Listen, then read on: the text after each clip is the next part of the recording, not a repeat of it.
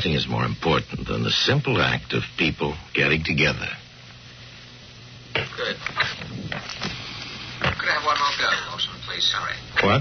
Could I have just one more take of that sound? Why? I just did it right.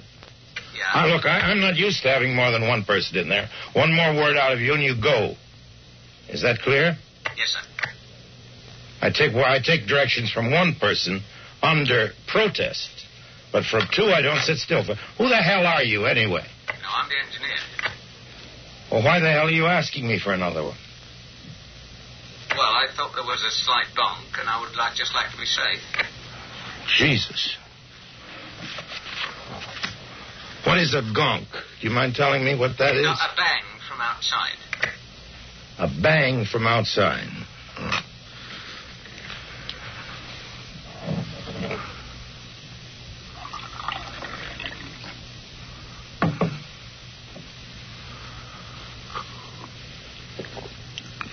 Could I see Mrs. Rogers for a minute, please?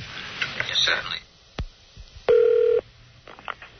Morning room, service being speaking. May I help you? Yes, good morning. It's John Sampson calling, and I am the press secretary to Luciano Pavarotti.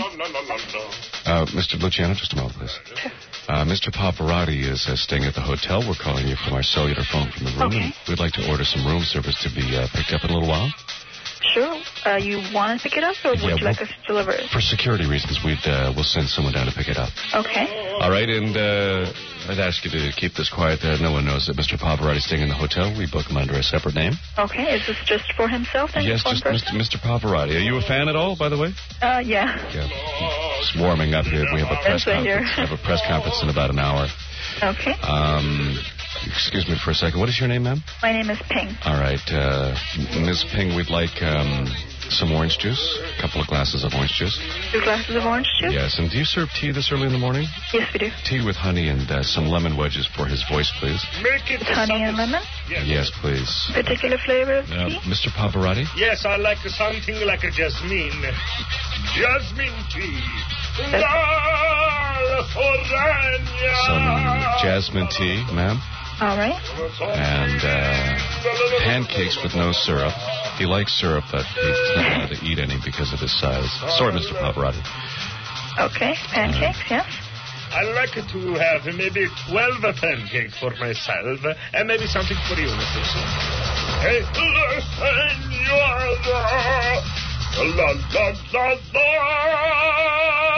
Ms. Ping?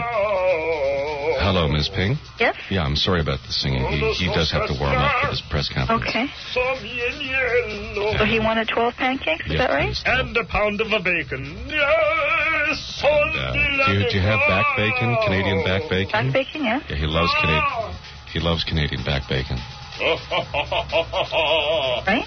And so what do I have so far, Miss Ping? You have 2 large orange juice, a pot of tea with honey and lemon, jasmine. Yes. Pancakes with the Canadian bacon. Yes. I'm sorry. Just a second. Yes, go ahead, Miss Ping. Okay, and is there anything else you like with that? Cereal or Do you have scrambled yogurt? eggs? Yogurt would be good, yes. No yogurt. All right. It's no good for my bowel. I'm sorry. Do you have scrambled eggs? Yes, we do. All right, Mr. Pavarotti, Yes, sir. would you like some scrambled eggs? I love a scrambled egg. Scrambled eggs, Miss Ping? One order of scrambled eggs? Yes. Give me 3 orders of scrambled eggs. And some toast, I guess. Do you have brown bread? Yes, we do. You have a Mr. 7 grain? We have 7 grain, yes. 7 grain. 7 grain. Toast with that? And, pardon me? 7 grain toast with the eggs? sir? Yes, please.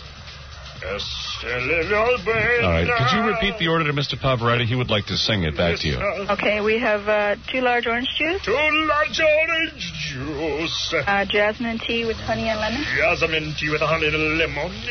We have 12 pancakes with the Canadian back bacon. 12 pancake Canadian back bacon. And 3 orders of scrambled eggs. 3 orders of pancake, scrambled egg. And 7 grain toast with 7 the egg. grain toast. Siete, 7. Okay. I was just informed by one of my waiters, sir, that we don't have any jasmine tea. Is there any other particular kind that you'd like? No, jasmine tea. Oh, God, no. I'd take a lemon. Lemon tea? Ooh, yes, orange pickle with lemon. What's that, sir? Actors, you know what I mean, Miss Pink? Yes, and I shall stab you if you don't give me what I want. He's just rehearsing, Miss Pink. Don't you worry about that. Okay. And so you'll come pick it up at around what time, sir? I will send on Bruto to come pick up the food. Okay. At what time, sir? Shall we have the food ready for you? As soon as possible, because I'm a hungry man.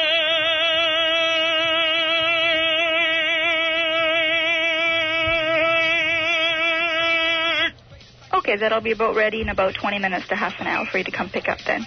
Thank you. Okay, thank you. Molto bene. Okay, bye-bye.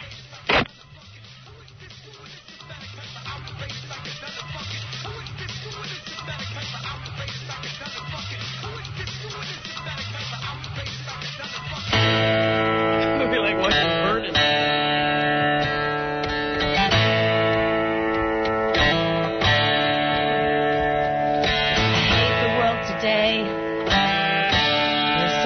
To me, I know, but I can't change. Tried to tell you, but you look at me like maybe I'm an angel underneath, innocent and sweet. Today I cried. Must have been relieved to see the softer side. I can understand how you'd be so confused. I don't envy you.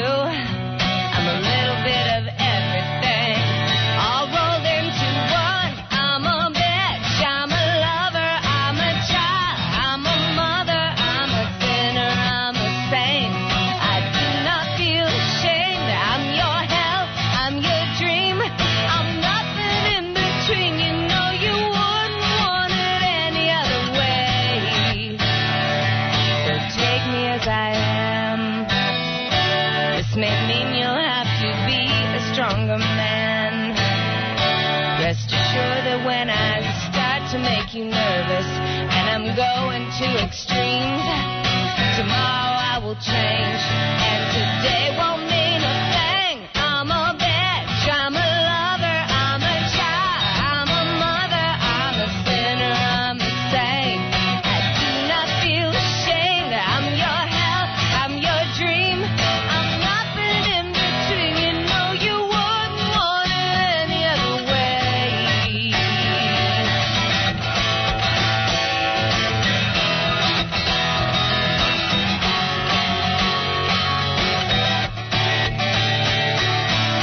Just when you think you got me figured out, the season's already changing.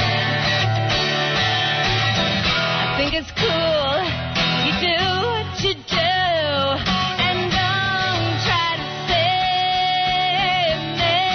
I'm a bitch, I'm a lover, I'm a child, I'm a mother, I'm a sinner, I'm a saint. I do not feel ashamed. I'm your hell, I'm your dream. I'm nothing in between. You know you wouldn't want it any other way. I'm a bitch, I'm a cheat, I'm a goddess on my knees. When you're hurt, when you suffer, I'm your angel undercover. I've been numb, I'm revived. Can't say I'm not alive. You know I wouldn't want it any other way.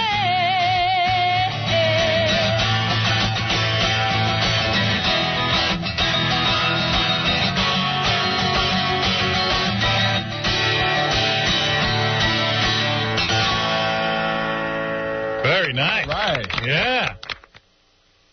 Hi, this is George Clooney, and if you listen to the Howard Stern Show, you'll get a free car. It's the Howard Stern Show.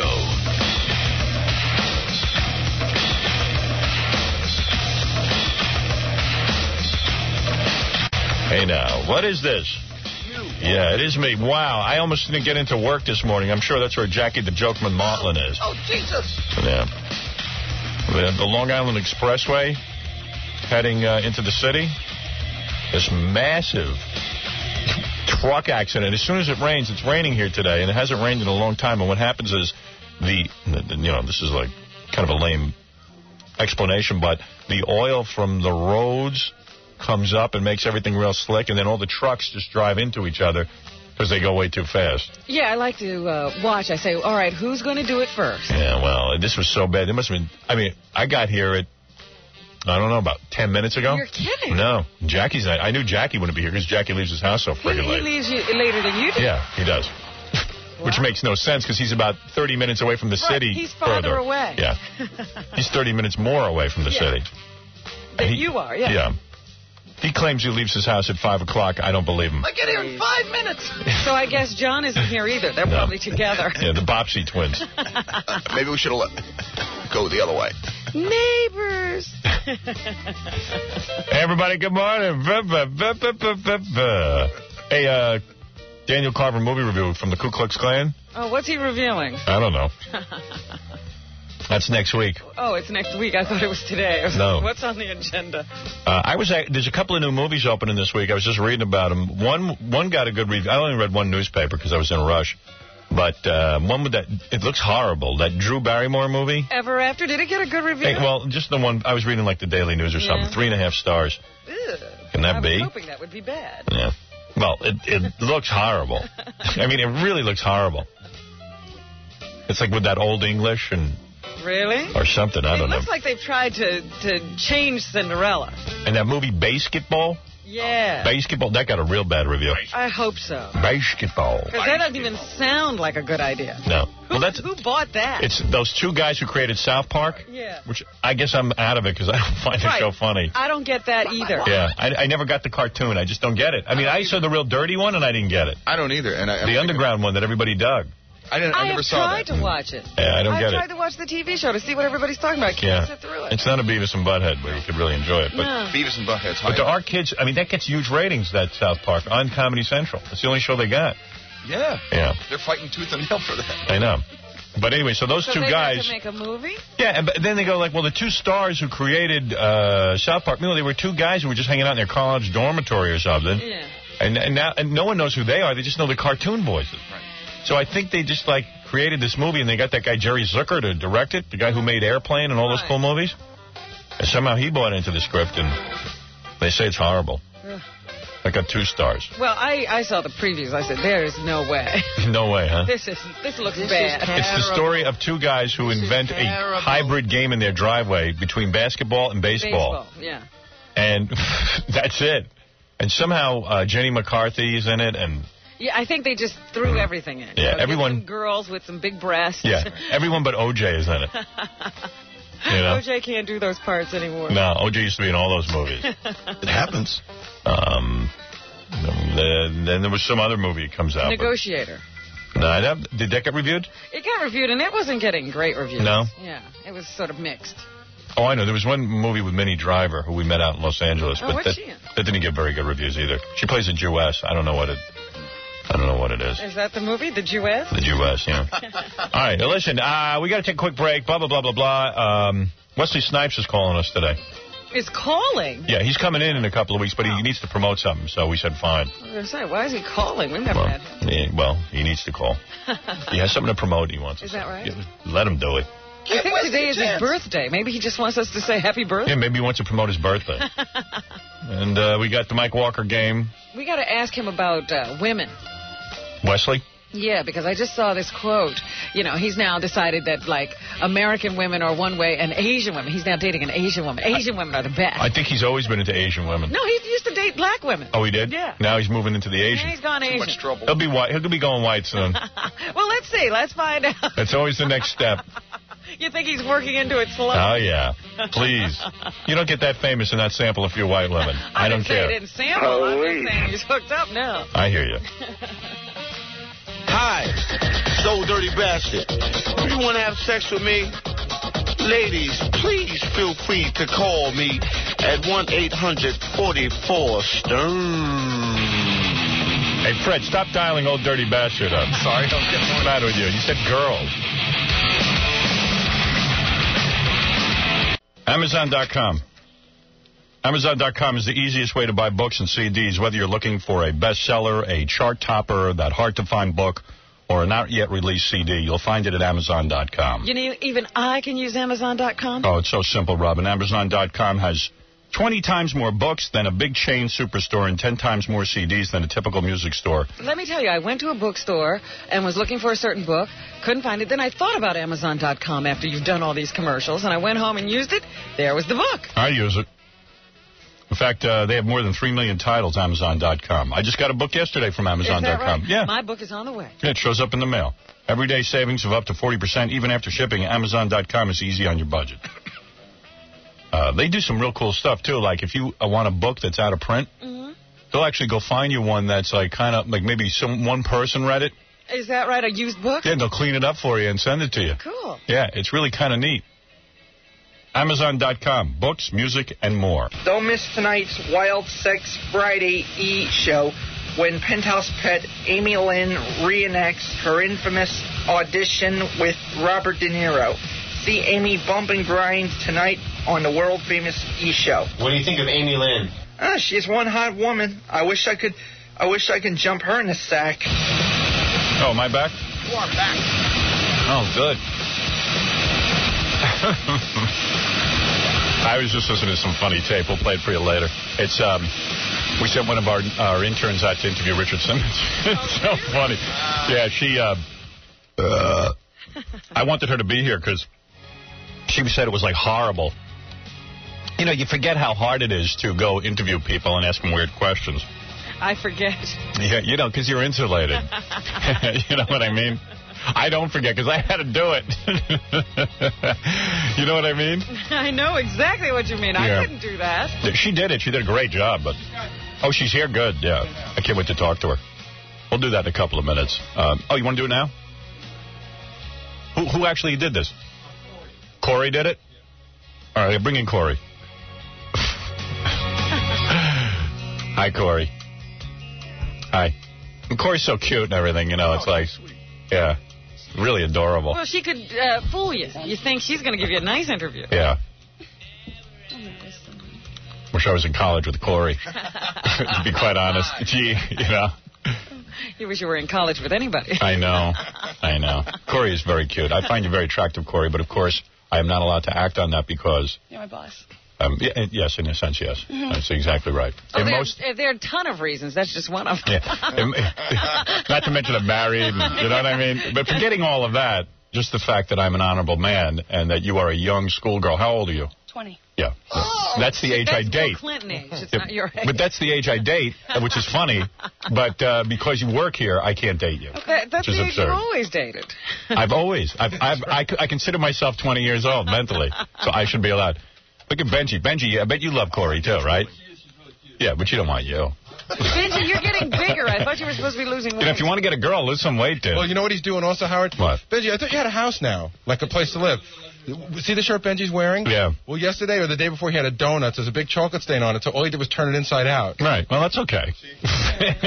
Man, he looks really bad. Corey, you could never be attracted to Benji, could you? Oh, he's sweet, though. Yeah, but not as a boyfriend. He could be your friend. Yeah, that's a kiss of death if you're sweet. Yeah. He could be your friend. Yeah, you know who was sweet? Curly from the Three Stooges. He was another guy who was sweet. That's why he was miserable. Now, we forget because we do this for a living, but it is difficult to walk up to Richard Simmons and ask him questions, isn't it? I was so nervous. You were? My stomach was killing me. Yeah, I heard you had to take some Advil. Yeah, I took like 7 of them. Right. Oh, no. Because, you know, you walk up and, you know... 7 Advil? 7 Advil. Afterwards or before? Afterwards. Afterwards, yeah. You were so upset. I couldn't eat. Really? I couldn't eat. I was so nervous. So you could never go out and interview a celebrity again under those I mean, maybe a straight interview. Maybe. But... I mean, if he was ruder to me, I would have understood. But he was so nice to me. Right. He's a very nice guy. Howard, I got a phone call last night at 8:30, and Doug says, you know, it went great. We got a great interview. And then he said, Corey's retired. I go, why? He goes, she's just so upset she won't be doing any more interviews. Right. No. Well, because you look at Corey and she's so sweet and cute. You think it's going to be fun. Perfect for us. That's why it worked. Yeah, that's why she got in there. That's what I'm saying. We could really use her. Where do you go to school, Corey? When do I go back? No, where do you go? UMass, Amherst. Oh, does that mean you're intelligent? What is UMass? Is that a good school? University of Massachusetts. What'd you get on your SATs? Like 1,000. Oh, really? You're smarter than I am.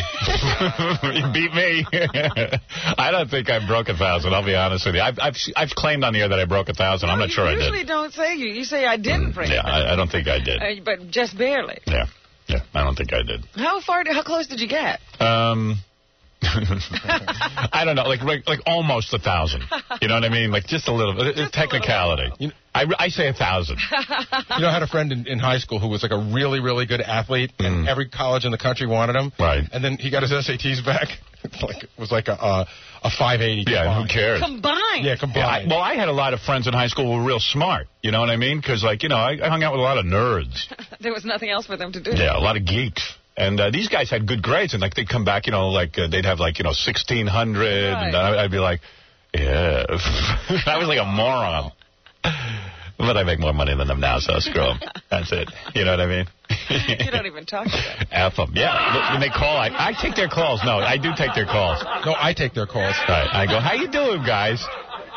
You really talk to these guys? Yeah, I go, you're a lawyer?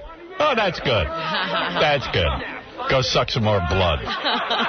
Bastards. There's a lot of people in your life, though, who are, revising history. Yeah. People who call and say, I was Howard's best friend from a certain period of time. Yeah, and then Gary tells me their name, and I don't even remember it. And I'm like, well, yeah, I met the guy. There was one guy calls here at least once a year. Yeah? And he says, hey, I know Howard from BU. I know the guy's name and everything. I think I was in a class with him. He goes, I know Howard from Boston University. I was his drug dealer. Why don't we have these people on? Well, because it's so absurd. I mean, the guy, I don't even know the guy. He was not my drug dealer. We should expose him to his friends. I know the names of my drug dealers. I do. I know who dealt me drugs. We should expose him to his friends. He's out there doing that at cocktail parties. Exactly. So, Corey, what are you, like Asian or something? I'm Chinese. Chinese? So does everyone expect you to be real super smart because you're Chinese? Yeah, they did, but I fooled them in high school. Right. Because I'm looking at a burden. I'm looking at Corey and I'm going, she's Chinese, and I'm going, she must have gotten 1,700 on her SAT or something. Well, the highest is 16, isn't it? Yeah. It's kind of 1,700. Well, it's just all stereotypes, like all Jews are rich or this or that or the other thing. And everyone expects you to live up to that. But the point is, you can only get 1,600 on the SAT. Oh, is that right? Yes. Yeah, so everyone figures you got a 1,600, you know what I mean? A perfect score. Yeah, I don't know. All right, so you went to interview Richard Simmons. Right. And it's perfect that you're there, but it's too heavy for you to do. I was nervous. Now, Howard, this is a mall. Right. There's a ton of people there. Okay. There's a stage. Right. And Corey and the crew come out of the stage. It's almost as if they're Doug said it was like they were spotlighted. Okay, here we go. So people are watching you do this. Yeah, it's like a podium, and we just walk up the stairs, and there's a line of people waiting for his autograph. We just scoot up on top of the thing, and everyone's just looking at us, and it's so bad. Great. Okay. Here's Corey with Richard Simmons. Hi, Richard. My name is Corey. I'm from WXRK. How are you? I'm fine. Excited today? Well, I do 100 shopping malls a year. Yeah, what's that all about? Yeah, how do you do shopping malls? Yeah. What a career. And the guy's a multimillionaire. They showed his house on TV. Forget about it. I mean, like the richest guy, richer than Bill Gates, you know what I mean? Where does he live? Lives in California, on the water, in a mansion. Really? On the water? Yeah. Oh, forget about it. You walk through the door, and the first thing you see is the ocean. Yeah. He told me he was a multimillionaire, before he even got into this business. Right. No, I sort of believe. Doing what? He was a fat male hustler. No, he was a fat kid model. Yeah. He made some decent money, and his mother invested it in real estate down in New Orleans. I don't buy that. But all right, whatever. Well, anyway. What drives him? What keeps him out there? I don't know. You know what it is? He's got no kids. He's got no wife. He's got no family. So? Wait. He's got really no... he's famous, but he's not really famous for doing anything. But why do you even need to be famous if you're rich? I don't know. I think that's that's the way he meets dates. You know what I mean?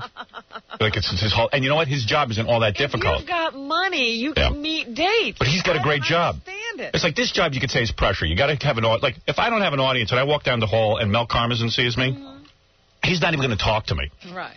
You know what I mean? Yeah. And like it's my fault. Right. You know, and he's going to, say I'm not working hard enough. And the ratings come out every day, and they're going to say I suck and all this kind of stuff. So there's real pressure there. I could see why somebody wouldn't want to do this. But going to shopping malls and motivating fat people, hey, you get them skinny or you don't. Like he's really interested in dating these people. No, but because he's rich and on TV all the time, he gets the choice of the best dates. Okay? That's the only thing I can figure out. That's the motivation. I don't get it. The people that That's what I think. The people that go to these things, Howard, they were all huge, right, Corey?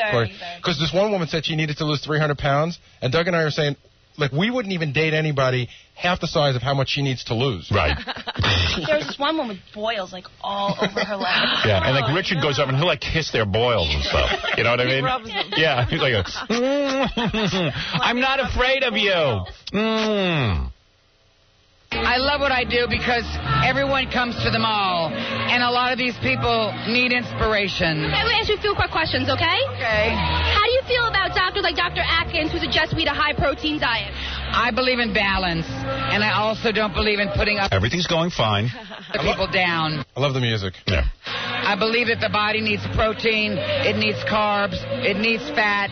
You just have to learn the balance. I think once you take one of those food groups out, I think it can hurt you. By the way, I think this is very good advice. I do think Richard has some good advice for these fatzos. People are getting very sick on stupid diets that have been recycled. I'm 50 years old now, and that protein diet is 30 years old. Okay. All right. Now, He's Richard, claiming only 50? Yeah, you want to stick with this now and listen. All right. Hey, guy, will you ever settle down and get married? I can't recue this. So it's, hey, Richard, will you ever settle down? You're such a great guy. This is the old Liberace question. You know? Right. You're such a great guy. Will you ever settle down and get married and have children? Yeah. All right. Have children? These are my wives. These are my children. All thousands of them? This is my family. This is what I've done since 1979. And this brings me happiness. This brings me more happiness than anything in the world to try to touch these people and get them to like themselves and to make the commitment to be healthy. Are the obese mentally ill, do you think? Oh, what a horrible question. Why would you even ask me that? I didn't write them, sir. I'm just asking them. Okay. Mental illness is so separated from being overweight, and it's a very insulting question. People eat for many emotional reasons. Yeah, all of them are mental. It's a mental illness. It's not a horrible question. It's not a horrible question at all. She's not saying that obese are mentally ill. Certainly, it's a possibility that people could think that. By the way, these are our nice questions so far. And each one has a valid one. All I do is try not to judge them and to love them unconditionally. And the person who wrote that question should question themselves. They also, were you molested as a child? Pardon me? Were you molested as a child? Was I? Molested as a child. Oh, I don't like these questions. You know, I don't see what these have to do with anything. You know, if you want to talk about weight or people, that's fine. But if you're trying to be a high-priced news reporter, she's asking if I was molested as a child. I don't think she's here for the right reason, but thanks for coming. Okay, thank you very much. And then what happened? They threw you out? No, I was just like, I booked it, and then his PR guy came and, like, pulled Doug over, and I, like, jetted with the camera crew. I, like, left. I was so embarrassed. So embarrassed. And by the way, we went pretty easy on him. Yeah, they could have been much worse. That's not bad. I went as far as I did. I made him pretty easy so that... he could stay. He'd keep talking. Yeah, so he'd keep talking, not throw her right out. But see, it was good we sent her, because if we'd have sent a guy, the second question he'd have known. Yeah, he'd know. Right, He was he'd have figured it out immediately. Yeah, we got to send more girls in, especially girls like Corey, who looks so sweet. You know what I mean? I thought that was a very good comeback when she said, I didn't write the questions. Yeah. I'm just supposed to ask them. There's some idiot, some mentally ill person wrote that, that's all. Nobody ever questions who wrote them. No. Like he said, well, then if you didn't write them, who wrote them? A mentally ill Wolf Blitzer wrote them from CNN, okay? We hire him. That was the best. Yeah. Now, do you want to hear a woman in the audience who just met Richard? Yeah. She gets very emotional. And she starts crying? Yeah. Oh, good. This is they meet him and they cry. This one's so funny. That's what we did. She's holding his picture. Really? She holding just his picture. She's got his autograph. She's holding his picture. He's Jesus Christ. And she's saying how, he's going to now, hopefully this meeting is going to change her life, and then this happens. Right. Was it an emotional experience today meeting him? Very much. Very emotional. Because he told me he would write to me and he would help me, which just means a lot to me. What is your goal now? What do you want to do? Start moving ahead and lose the weight. I have about 300 pounds to go. You have to lose 200 pounds? Wow. And how do you think Richard's going to help you? I think he's going to inspire me to move ahead. You are Got 300 pounds to go, which means she's already lost some. I would jump off a bridge. She's already lost some, and now she's just got to lose the last 300. And she needs that. She needs him to lose the weight. To right her.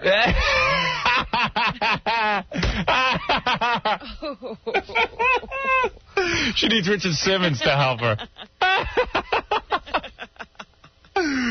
Wow. I'm sorry. I just love humanity. I love the differences in all people. There's no difference. Imagine, like, your life's out of control. You're crying because you meet Richard Simmons because you can't lose 300 pounds. You could skip a meal and lose 300 pounds. I'm telling you, she had more. She said, I have 300 to go. To go. Which means I've lost 2, maybe. 2 and change. Wow. Wow. Well, let me tell you something. Corey, you did a great job. Thank you. You're a beautiful woman, by the way. Thank you. You really are. Do you have a boyfriend? She's a mere child. You do have a boyfriend. Yeah. What do you got, a Chinese boyfriend or a regular white guy? He's Irish and German. Really? Well, he's a lucky man. Yes. No, I noticed because I listened to the interns, and Corey made it, the interns are always looking to hook up, but she made it really clear the first day she got a boyfriend. Yeah, you know what? You're 20 years old. You don't have to be that attached. Everyone keeps saying that. Yeah, really. I mean, enjoy life a little bit. Trust me. This is just she'll be with him a year, maybe. It's hard to it sounds like she's going to get married to him or something. Nah. It's hard to explain to the interns that the people that they're in love with now, they're never going to know in 10 years. Yeah. Or they're going to know him.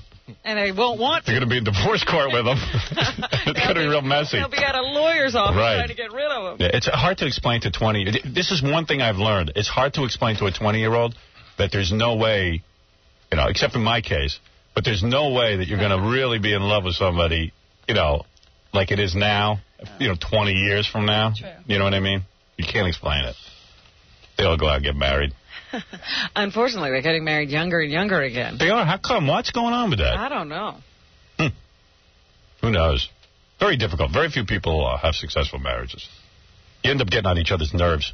Very few people have successful anything. Thank you. You don't have successful families. You don't have successful work relationships. They're successful nothing in relationships. Very people keep having them. Hey, at least we're not in the mall crying because we just met Richard Simmons. That's the only thing I can think of. Well, you did a good job, Corey, but maybe you ought to stay away from this kind of work. Yeah. This might be men's work. Quite frankly, I wish you'd get a little tougher because you'd be great at it. Yeah. You're so sweet looking. If you want to try it again, you should. What was that?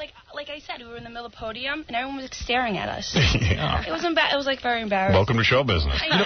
And then when I asked him if he was molested, he turned around the crowd and asked everybody. She just asked me if I was molested. Yeah, well. And I was like... Why is that such a bad question? He's trying to embarrass her. Not a bad... No question is bad. Right. An accusation may be bad, but a question... Right. Hey, you ever been molested? No. It's an honest question. Or yes. I mean, what is that? She's not here for the right reason. Right. Anyway, good job, Corey. Thank you. You went out there. Try and work up the nerve again because you're perfect. With that face of yours, Thank you. The way you walk up to We could suck in everybody. We could suck in everybody. I think the Asian thing helps. People don't want to mess with the minority. That's right. They think she knows karate. Exactly. Thanks, Corey. You're great. She did a real good job. I'm very proud of Corey, our intern. Obviously learning a lot about the business here. Will you stop looking at her? She's a young girl. She's pretty cute. You're old man. I never noticed her before. Oh, she's a sleeper. Oh, man. You're just an old perv. Oh. Hey, let me look at you. Come here. Just let me look at you. The horse is peeking over your glasses. You can't really focus. I do that for your benefit. Oh, sure. All right. I couldn't wait for her to leave just so I could look at her. All right. She forgot something. Have her come back in again. Yeah, just keep walking back and forth. Replay. Yeah. Hey, anyway, good morning, everybody. Oh, God, there's so many things going on today. Well, you know that the worst is that there was another death. Another person probably who's not in a Deadpool. I think somebody... Well, here's what's weird. Buffalo Bob died from the Howdy Doody show. Now, maybe I'm an insomniac or something and having some weird problems because I turned on the TV last night and they're showing on Entertainment Tonight Buffalo Bob. Yeah. And maybe because I'm sleep deprived or whatever, but I'm seeing the Howdy Doody puppet, and then they were interviewing him in his house, and he was an old man, 80 years old, and I got really affected by Buffalo Bob's death.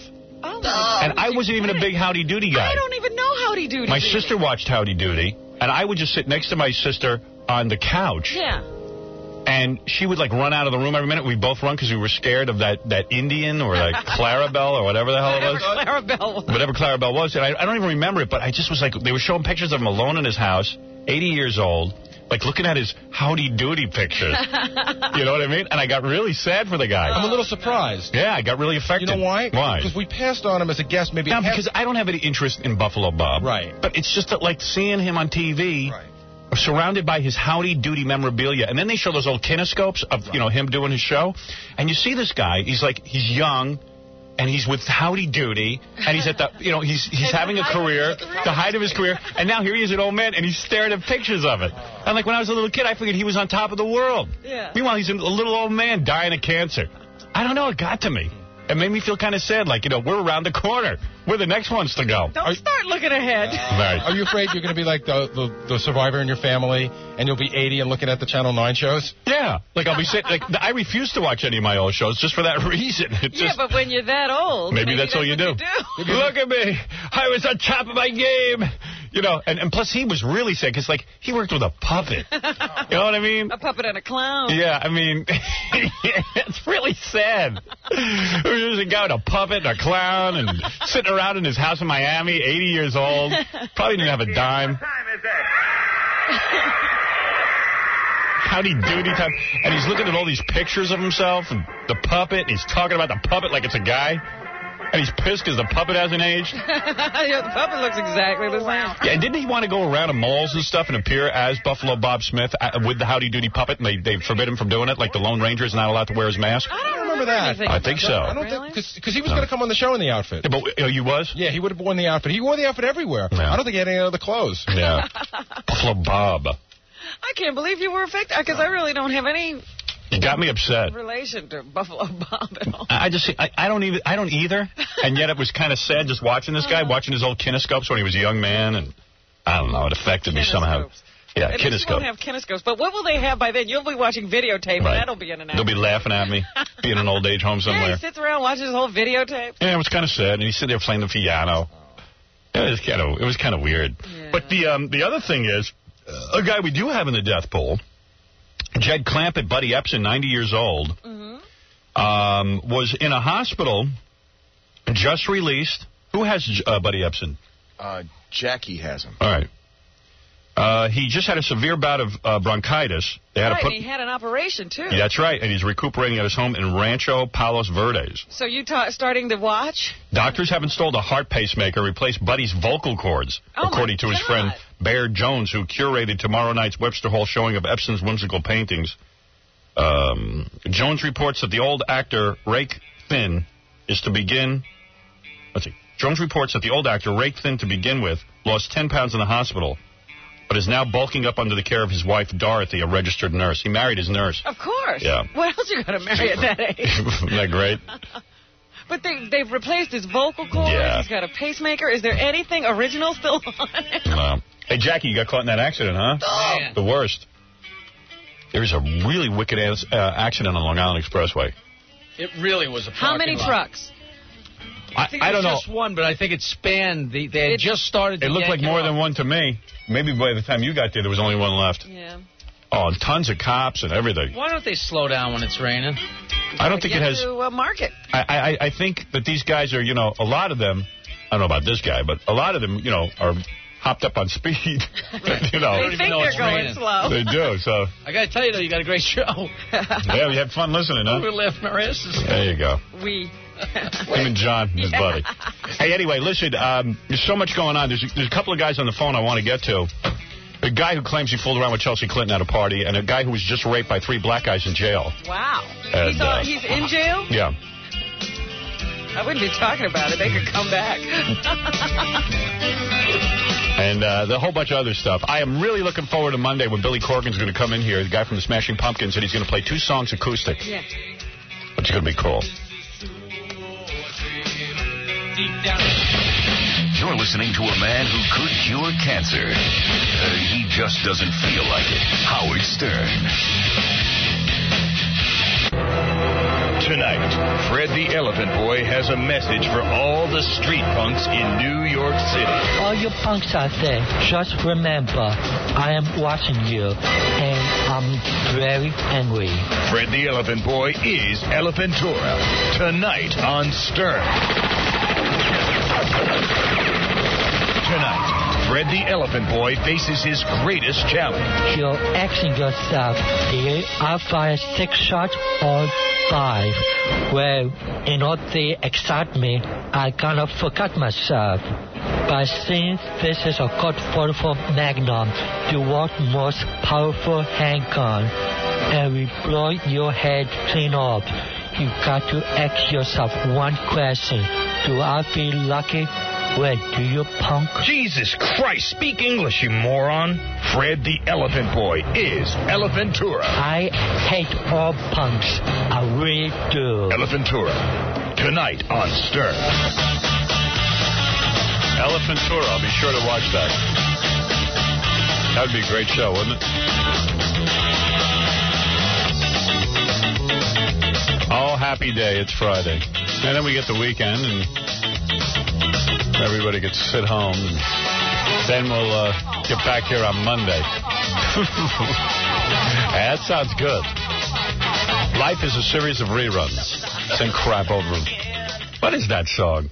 That's an annoying song. Get your attention. It sure does. Makes me want to be raped by 3 black guys in jail. Nah, hold on there. Hold on there. Hold on there. Brian, you were raped by 3 black guys in jail? Yeah, man. Whoa. Are you there now? What's that? Are you in jail now? No, I'm out now. I got out about a month ago. Oh. Now, how did this happen? Seriously, I never understand how this happens. Don't they have guards or something? Yeah, they do. But I was on a work range in the kitchen, right? Mm. And there was 3 of them. They were hassling me for the first 6 months because I got transferred to their range. So what is it? A range? Well, a range. That's a part of the prison. They break it up into ranges, right? I see. They call it a range. In other words, different area. A different area. Yeah. All right. What were you in jail for? Break and enter. Wow. Yeah. How old are you? I'm only 22. Wow. Well, I guess you won't do that again. Oh, no, never yet. No. Rather be homeless. So, are you a good-looking white guy? Oh, yeah. They nicknamed me Pretty Boy in there. Oh, the guy you bet. kept saying, he goes, the next best thing to a pretty white girl is a nice white boy. Boy. Are you kind of hairless and all that? I had a nice little tan when I went in there because I made a pretty good buck. Right. Off my proceeds. Wow. I tell you, this is a real good reason not to go to jail or break the law. There should be things to deter you from crime. Just like that show, where the prisoners all yell at the kids. Great. And they take a bunch of black kids and they march them into prisons and say, listen, this is going to be you. They're like, what do you mean? I can eat 3 meals a day, rape white guys, and work out with weights? Okay. I'm there. So they kept calling you, Sweet Pea or whatever the hell. Yeah. And you were probably getting pretty intimidated and stuff. Did you go to That's why I moved to the kitchen, just to get some work and try and get off the range, right? Right. And then they transferred too. And there was a group of 3 of them. And were they real big guys? Well, one of them was huge. Like the other guys, they were about my size. Right. I'm fairly big myself. You couldn't hook up with anybody to protect you? No one. And were they in there? But the other guys stick together, right? Were they handsome black guys, or did they look like like Patrick Ewing? Oh, they were their knuckles were dragging on the ground. Oh my goodness. Patrick Ewing's not handsome? Well, what do you think? You think he's good looking? I'm asking you. Yeah, I'm asking you. You're a woman. No. Handsome as a horse. Yeah. No, you know what I mean. So were they like hot guys like Wesley Snipes, or? No, they're pretty brutal looking these days. I see. All right. So, and they had the shaved heads? Well, one was bald, and one had like a cameo do. And the other guy had just like a regular haircut for black guys. I don't know. Yeah, right. A little afro. All right. So, how did they make their move on you? I mean, what was the story here? Well, this is my last week. I was cleaning up, right? You had 1 week to go in prison. Yeah. How long had you been there? I'd been there. Well, I got 2 years less a day, so you only do about half your time on good behavior. So I was done my first 6 months, and then I was transferred for my following 6 months. So I was in for a total of 13 months. What prison was this? This is Mimico up in Canada. And this even happens in Canada. I didn't even know there were black guys in Canada. Oh, we got everyone up here, man. Really? Oh. Well, got the same story we have here. So no need to go. Yeah. And these three guys, had they ever seen you in the shower from time to time? Well, yeah, because we were on the range before together, right? Yeah. And so that's where most of the hassling went on. So then I moved to the kitchen, as I said, just to get away from all that. So you had seen these guys nude in the shower. Were they very large? Well, I never really looked at anyone in the shower. I never looked at anyone, I just always wanted to do there, get my time done, and just get out without. So you didn't make any friends with, let's say, the Aryans or the different people who could protect you? No, it wasn't really like that in there, right? Right. Okay. So, how do these guys rape you? Well, I was cleaning up. It was my last week, and as I go ahead. Okay. I had to bleep because you used the S word. Sorry. All right. So you were. Let me repeat. So you were. Say it again. What was it? You were what? I was bringing back my stuff to put it away, all my cleaning products and stuff. Mm-hmm. And they followed me there, and two of them pushed me in, and then the other guy joined in. They closed the door and had their way with me. And well, hold on a second now. So the three guys push you into a closet. Now, there's no guards around? No, there wasn't. The guard was up at the front. Okay. They push you into a closet. Yeah. And now do they... They close the door. What do they do? Do they undress you? Well, you got these little jumpsuits on. Yeah. So they just practically rip that. They rip the jumpsuit off of you. Yeah, just rip where the zipper goes, and then they can just easily slide it down like a woman's dress. All right, so they slid your pants down. Yes. And what about them? Were they nude in the closet? Well, they just unzipped their zipper kind of thing, I guess. I see. And they abused your buttocks? Yeah, it's very painful. Oh, jeez. And were you screaming? Well, I couldn't. They stuffed a soaking wet J-cloth in my mouth. I won't say what liquid was on it, but body. Really? And you. And wait a second. Now, did they give you any kind of conversation beforehand? Like, listen, baby, would they say anything? It's like, we're going to give it to you. It's good. And, like. Do you think they were angry because you were getting out and they were still in? No, it wasn't really that. It's just, because I was a good-looking white guy. It's probably the next best thing to a woman in there. Right.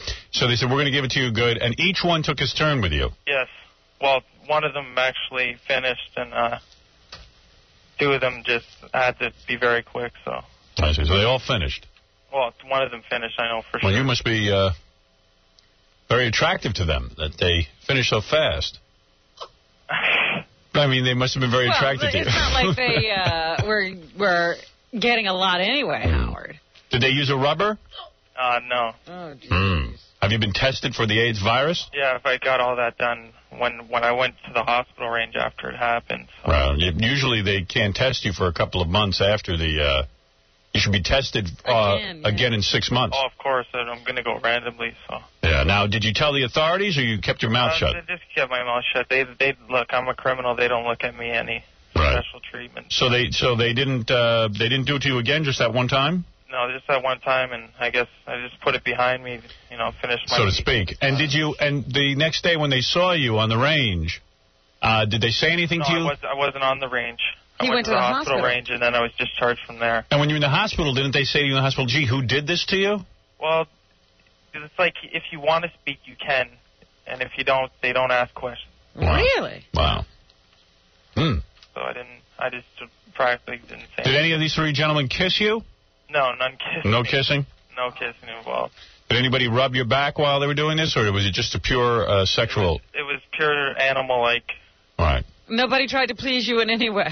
No, they weren't nice at all. And you did not give oral favors to these gentlemen? Oh, God, I wish they would have offered. Then I would have got some revenge. Right, you would have bit it off. Oh, God, yeah. Spit it right back in his face. Wow. So how are you doing now? I'm okay now. It's great. I know I'm not gay, so... Oh, stop it. Hey, but when he said you're hung like rhinos in your movie, Howard, you weren't joking, eh? Right. Oh, so these guys were large. Oh, yeah. Right. Well, everything is large back there. Well, let me tell you something, Brian. That's some story of prison rape, and I guess you will never break and enter again because you were broken and entered. I would never again. Right. Do you feel like you... That's what they make penalties for. They should just skip jail and everything and just send you in a room with 3 black guys when you break the law. Well, I'll tell you something. You may have a point. It's cheaper. Do you ever find, now be honest with me, that you fantasize about these 3 black men, that maybe Send out signals? You were sending out signals? At this point, no, but who knows, you know. You might break and enter again just to get another date. Did you like it a little, is what I'm asking? I don't think so. You did not? Did you have a favorite? Which of the three guys did you think was the hottest? You guys are the smallest guy. Don't you ever go to jail. The third guy? Yeah, the smallest one. Yeah. Nice body. If I had to pick. Number 3, call me. So, Who's that, Jackie? I'll bend him over a chair. So have you been with a woman? That's the next question, obviously, because have you been with a woman, and do you think you'll be able to perform? I've been with a woman since I've been out, yeah. Yeah. Okay. And you were able to perform? What's his name? You guys. All right. Thank you very much for sharing your story, Brian. All right. And all you kids out there who are thinking of breaking and entering, remember that story. Right. That's right. Thank you. Thanks. Well, there you go, Robin. Sheesh. Never break and enter. They say prison's bad. You know what they say? Just say, ouch. Ponce de la Phone. Ponce de la Phone this morning had a phone call, a phony phone call replayed on the Howard Stern broadcast over broadcast radio, in which Ponce de la Phone posed the question to Kathleen Sullivan, can you shake your, again, daily air for Howard Stern? It was unbelievable. As far as I'm concerned, this was probably the lowest point in broadcast history I have ever been witness to. We have online Ponce de la Phone. He's issuing an apology for his actions. Hopefully he will never be doing this type of thing again, not only to Kathleen Sullivan, but also to any other broadcaster in the field today. It was an unbelievable thing that happened this morning. I almost drove off of the freeway. And again, I believe, although we have a different opinion from Roger of Fairfax, Virginia, but I believe not only does Howard Stern approve, not only does he condone this, I believe he is actually secretly sending out hidden messages. I think so too, Paul. I'm going to stop listening to this show. I'm really embarrassed of what I did. It's not right what I did to Kathleen. She's been in the business for, 20 years? It's not right. And I just want to apologize to her, E, and anybody who happened to listen to that. I'm just sick of the whole thing at this point. It's almost getting to the point of where I'm turning into some evil character, and I don't like it. Ponce, one thing I'm sure you must admire Kathleen Sullivan for. She took immediate responsibility. She offered an apology as editorial supervisor of the program, the O.J. trial coverage on E! Entertainment Television. She said she would not have put the call on the air if she had screened that call herself. I think it was a very, very big of her to, again, admit that fact and, again, take control of the situation. And you know what I'm going to do? I'm going to offer my services to anybody, any show that wants me to help screen their phone calls for free.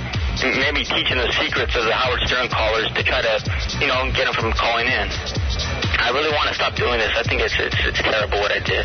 Well, Ponce, hopefully you have changed your ways. You know what? I'm really planning to seek counseling too. I think it's a sickness. I really do. It's almost like a disease. Well, Ponce, I've heard about people that have had a problem not only making obscene but harassing phone calls, yes. And it is indeed it does become an addiction. You believe me, don't you? Of course I believe you. I believe exactly what you're telling me. If I had done what you had done and then garnished the response from a well-known, reputable news anchor like Kathleen Sullivan, I indeed would have felt ashamed, not only ashamed, yes. but embarrassed not only for myself, but for my family, my friends. I deserve the tongue lashing that you're giving me. I really do.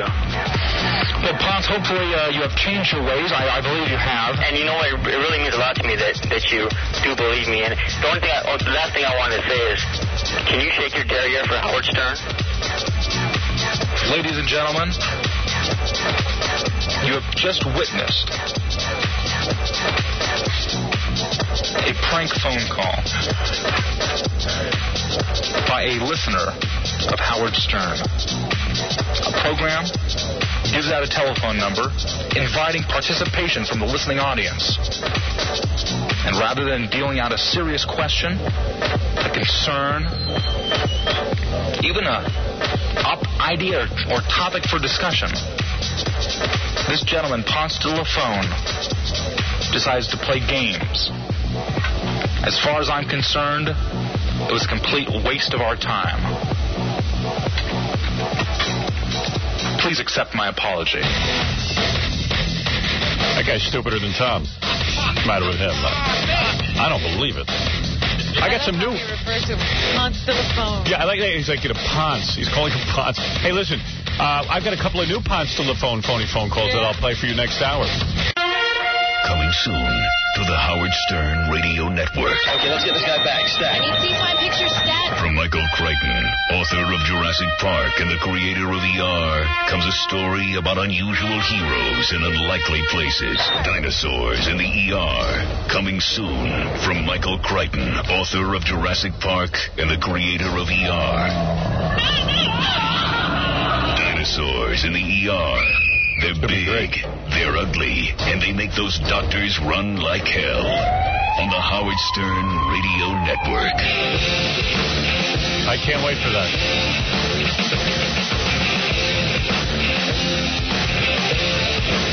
Hey, next week we're going to have the Big Frankenstein contest where, well, you know what that is. That's where we provide tons of plastic surgery to a woman. We're going to make her over into a fox. Do that? Yep, we're having a big contest. I'd forgotten about it. Also, a Demi Moore lookalike will be here.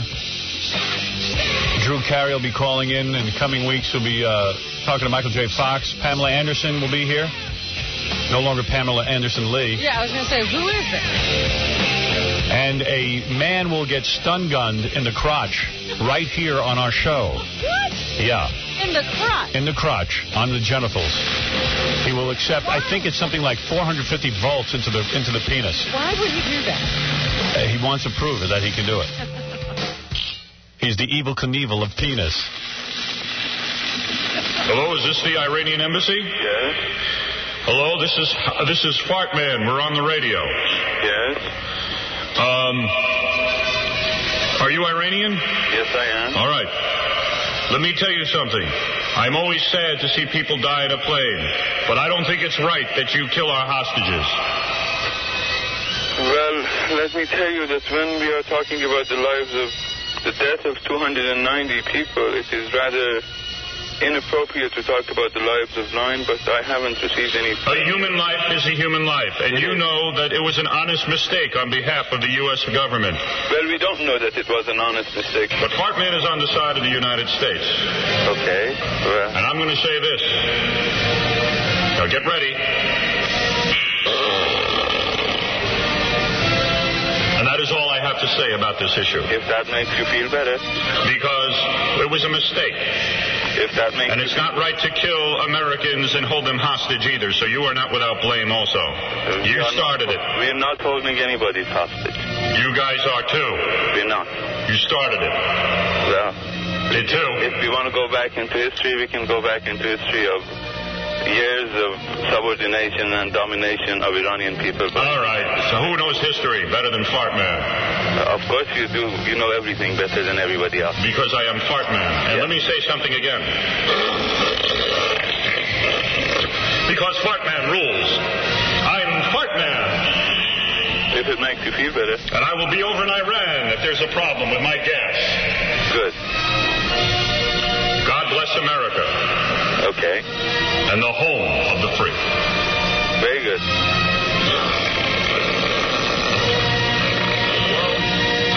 The world is safe again. I did not have sexual relations with Miss Lewinsky. Intern with the stain dress, stain dress, stain dress. Intern with the stain dress. Oh. Yeah. The Howard Stern Show. Well, they got this semen-stained dress from Monica. Excuse me, sex-stained dress from Monica Lewinsky. Maybe. The FBI has it now. They're going to examine it.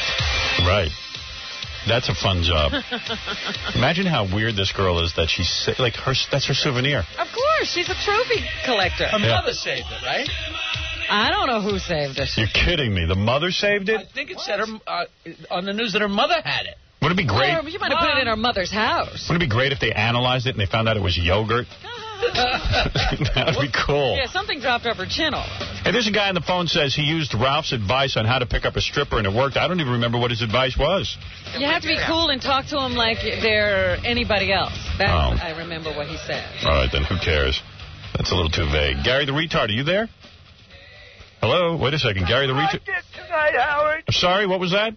Guess what I did tonight? What'd you do? went out and got totally wasted. You did. You went out and got drunk.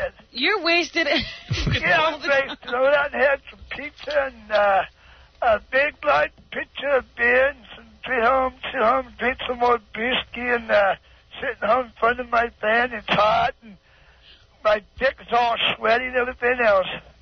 Hey, let me ask you something. When you get drunk, who can tell? How can I tell? I mean, who can? He sounds the same. He sounds the same. So you went out and you had a lot of beer, and then you. This is so sad. Like you go home and you drink by yourself. Uh-huh. Yeah. So do I. That is sad. When I drink by myself. See, I had no women with me. Yeah, you didn't have any women, so you got really drunk. And what'd you do? Watch TV? Sitting here watching TV and sitting in front of the fan. Like I said, it's been hard up here in Oregon. Right. All right. Well, you got to come back on the show soon. Yeah, I know I am. Right. Yes. Yeah, we're going to have him in to judge some women. Maybe we'll even have him judge the Frankenstein contest. You are. Yeah. All right, Gary. Yeah. Hey, a lot of people do like your show back here because I have talked to quite a few people. Every time I'm out walking around riding, I just went out and bought me a brand new bike today. Every time I'm going to a store or something. You know, you laugh at a guy like this, but he's got a great life. He goes out, he eats pizza, he drinks beer, he's got a bike. a new bike. Yeah, I mean, I just bought a brand new what are we doing? bike. We're like hamsters on a wheel. He's happier than I am. I'm jealous of Gary the retard. You're happy, aren't you, Gary? More beer. I need some more beer. Howard, He's run out of beer.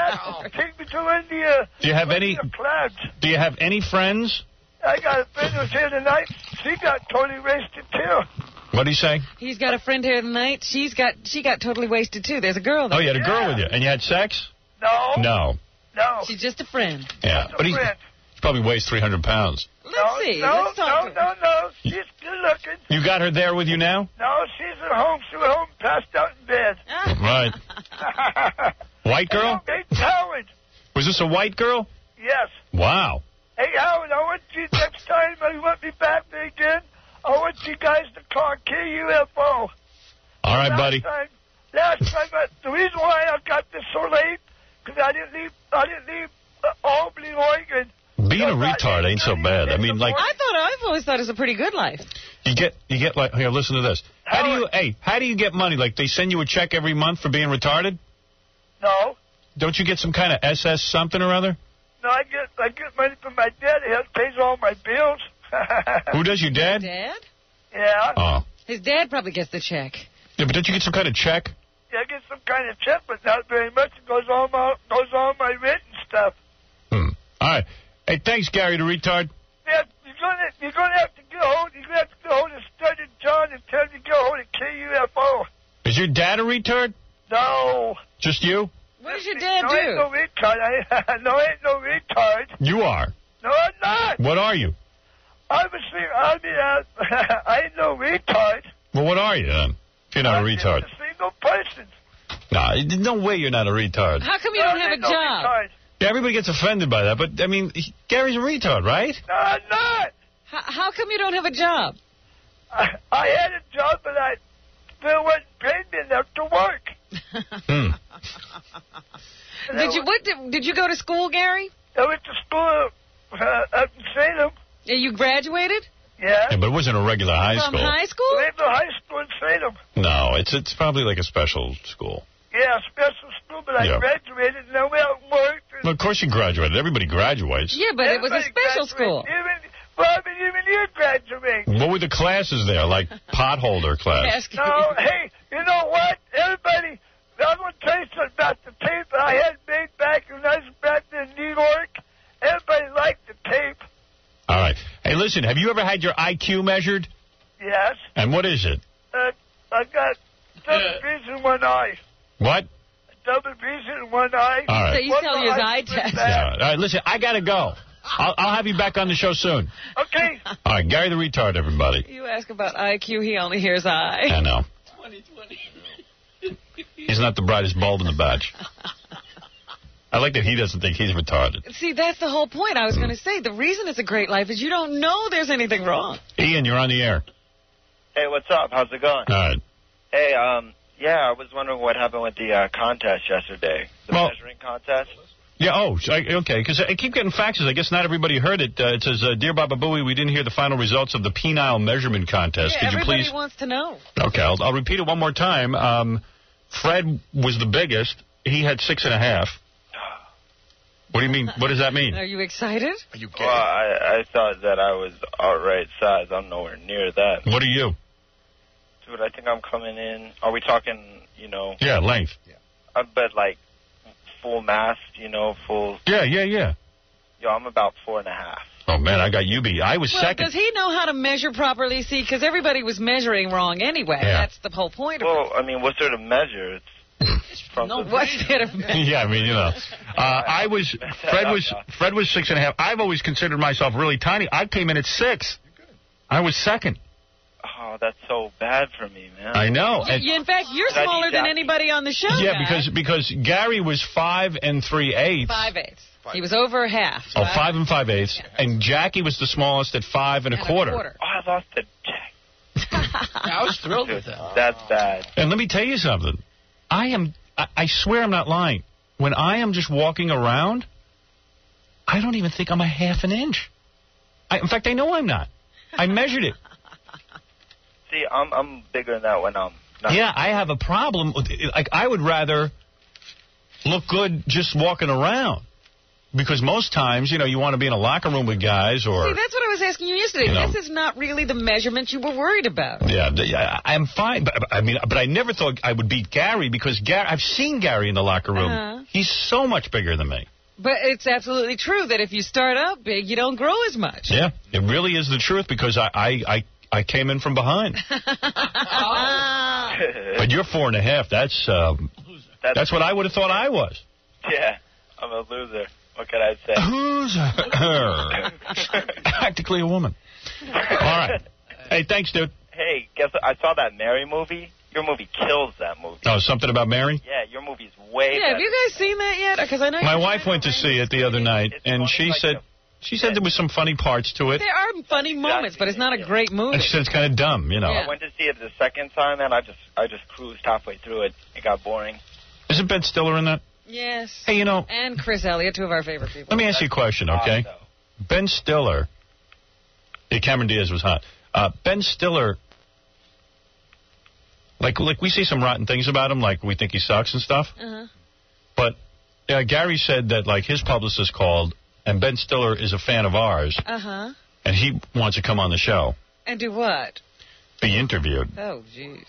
I think it would be very uncomfortable at this point because we've said some, uncomfortable things about the guy. Very uncomfortable. Yeah. I think the line that his publicist remembered was that, his parents are talented, but he sucks. Yeah. But he's in a lot of stuff. No, yeah, really. what has he done? Well, I remember that Fox television show. That's when I first started not liking him. There were actually some good parts of that, but it was very uneven. He was in Reality Bites, which was a big movie. I didn't like that. It wasn't a big movie. It was a reasonably big movie. Okay. Younger people. And then after that, That's it. I have to go and look. He's in Something About Mary. And he's good in that. Is he? I think. Yeah, he's pretty good. I like him. What doesn't Jackie like? No, but Jackie likes every movie. Yeah. That doesn't count. He's actually, you didn't think he was good in that? You know what he's got coming out that looks actually very interesting? They showed the trailers to it. He plays a guy who was in Hollywood, who was a writer for Alf, who was a heroin addict. Yeah. Oh, I thought that was a goof. Did you? No, that is a goof. No, that's based on a true story. Get out of here. Ben Stiller plays that? Yeah. I don't know. I just think that... Let me ask the audience. I mean, would you want me to interview Ben Stiller? What are you going to interview him about? The other thing is they have to have something to talk about. Does he date anybody, or is he happening? He probably used to does. date that girl who was in that Tom Cruise film. Winona Ryder? No. What's her name? Triplehorn. Jean Triplehorn, yeah. I don't know who that is. She's cute. Yeah, but who cares? I mean, let's ask Melrose Larry. Melrose. Howard, I'm up all night. Would you like to hear an interview with me and Ben Stiller? What's that? Would you like to hear an interview with me and Ben Stiller? No. No, I'm not a Ben Stiller fan. All right.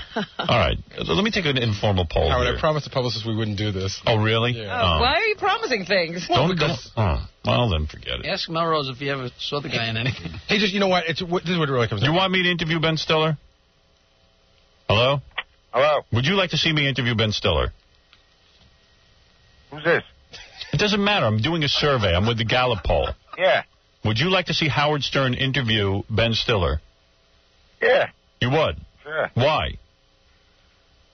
Because Ben Stiller's an asshole, and he could, if Howard would get him going. All right, thank you. All right, so keep track of these votes, all right? That's what they want to hear. So far, it's 1-1. All right. Asswipe. Hello? This is the Gallup poll. Would you like to see Ben Stiller being interviewed by Howard Stern? What was the question? Would you like to see Howard Stern interviewing Ben Stiller? I couldn't care much for that, actually. Right, you would tune out. Well, no, I wouldn't tune out because basically the rest of radio sucks in the morning, and it's the only thing worth leaving on, you know? Right. But you wouldn't particularly care that Ben Stiller was being interviewed? Not really. Well, let me ask you a question. Go ahead. Do you think Howard could help me? This is Steve the Pitbull Trimboli, comedian, dog savior, and Mercedes-Benz technician extraordinaire. Yes. I'm looking to instill a law which would ensue death to pedophiles by means of claw hammer, and I would like to make a pay-per-view event out of this.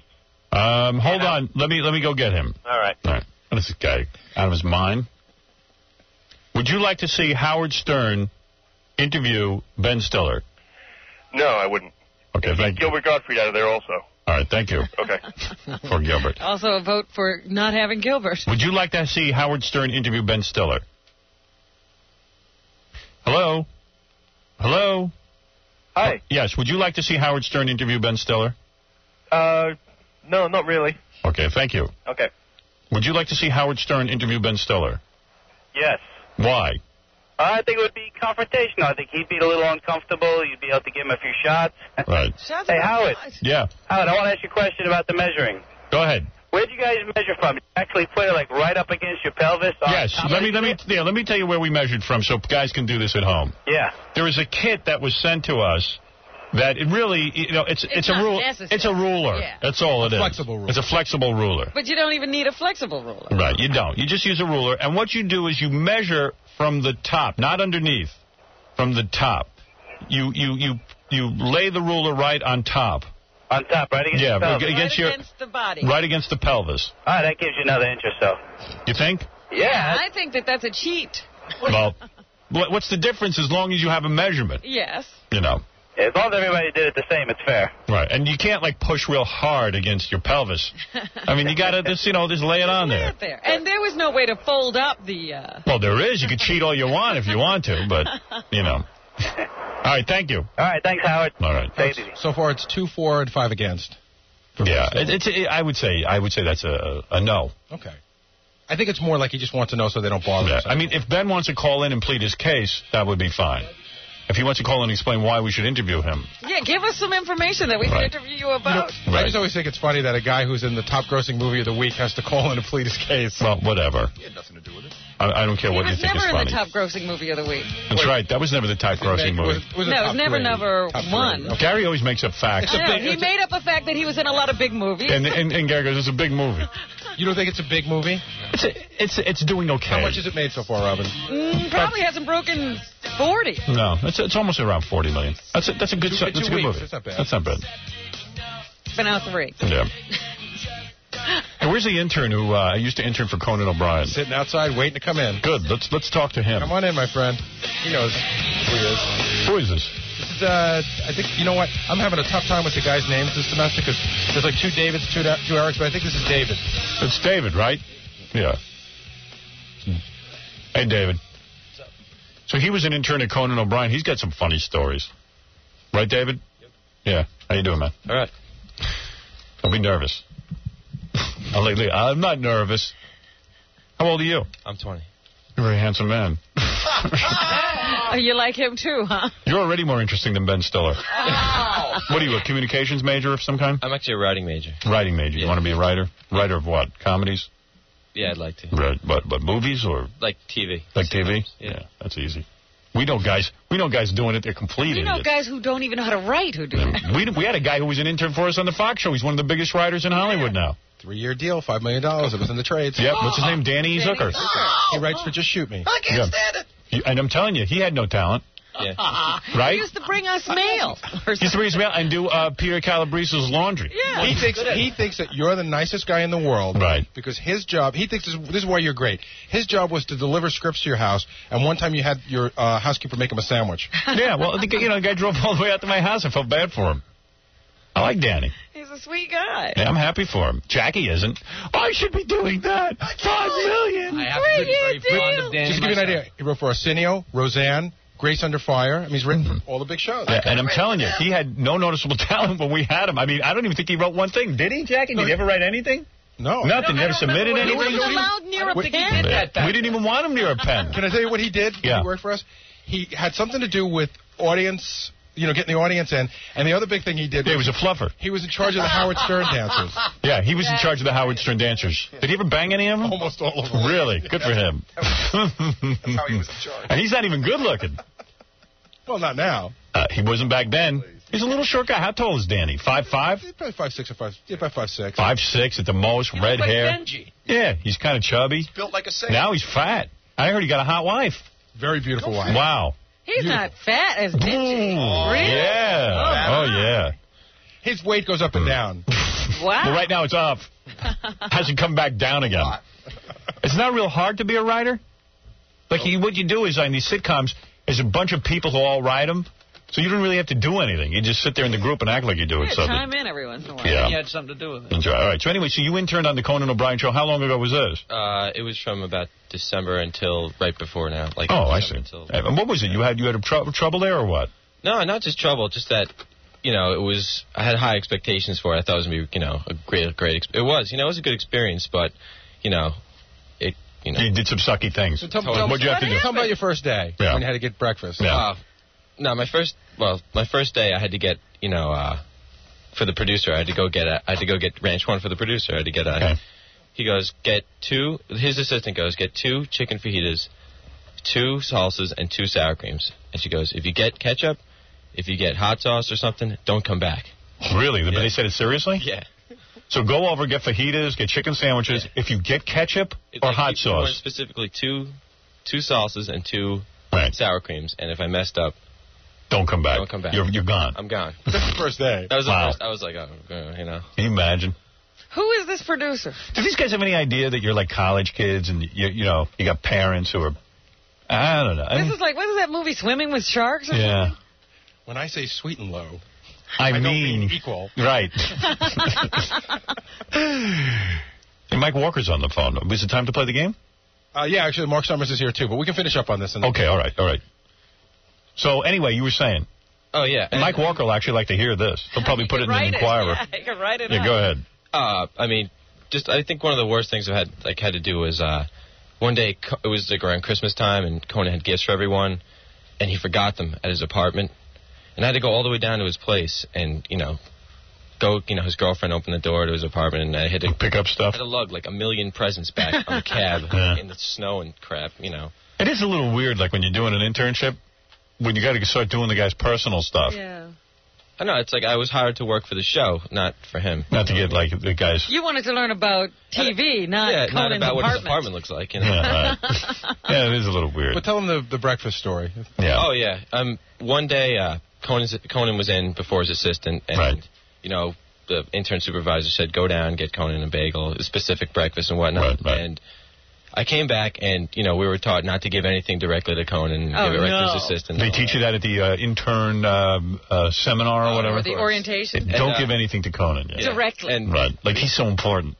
And I came in, and, his assistant wasn't there, and I had, I didn't want breakfast to get cold and get in trouble for it. So he was just hanging out with some of the writers, and I just poked my head in and go, here's your breakfast. And I handed it to him, and I walked out, and I didn't think anything of it. But later on that day, my, supervisor came over to me. He's like, we told you, don't ever give anything directly to Conan, You got reamed? Yeah, I'm like... Because you handed him a bagel? Basically. Jesus. Conan's not a big star. Yeah, I mean, who is Conan? Conan O'Brien can't even get ratings at... What could David have done? He just handed him the bagel. He didn't give him You know what happens, though? A lot of these guys, in their organization, they get crazy. They start to think like... Well, that's David's whole rap. David's whole rap is that Conan's supposed to be one of these guys who was just a writer, who came up from nowhere, and that he should have a little bit more compassion for guys who are trying to come up and be writers. Yeah, and who cares who hands him his bagel? God damn, that's sick. Angela, you were a Conan intern too? Yes, I was. Uh-huh. And it was not a happy working environment. I think David can back that up. Oh, yeah. You were on in the morning also, Howard. They listened to you. Well, of course. Yeah. Because quite frankly, all of these late night shows are completely influenced by everything I do. Right. I know that. Oh, absolutely. But I was a research intern, and I would I spent most of my time at the library. I didn't really spend much time with them. But my one run-in with Conan, I was there's a room where you watch TV to summarize the show if a guest has been on once before. Right. And I was watching. We had lost Janine Garofalo's file, so I was watching. I had to watch 5 of her appearances and summarize them so they didn't ask her the same questions. And Conan came in to have lunch. There was this huge table, like a conference table, and he was so annoyed that he had to watch himself, but that was my job. Like, I didn't want to leave. I didn't want to get in trouble. And he was like, oh, this is great, watching myself on TV while I eat lunch.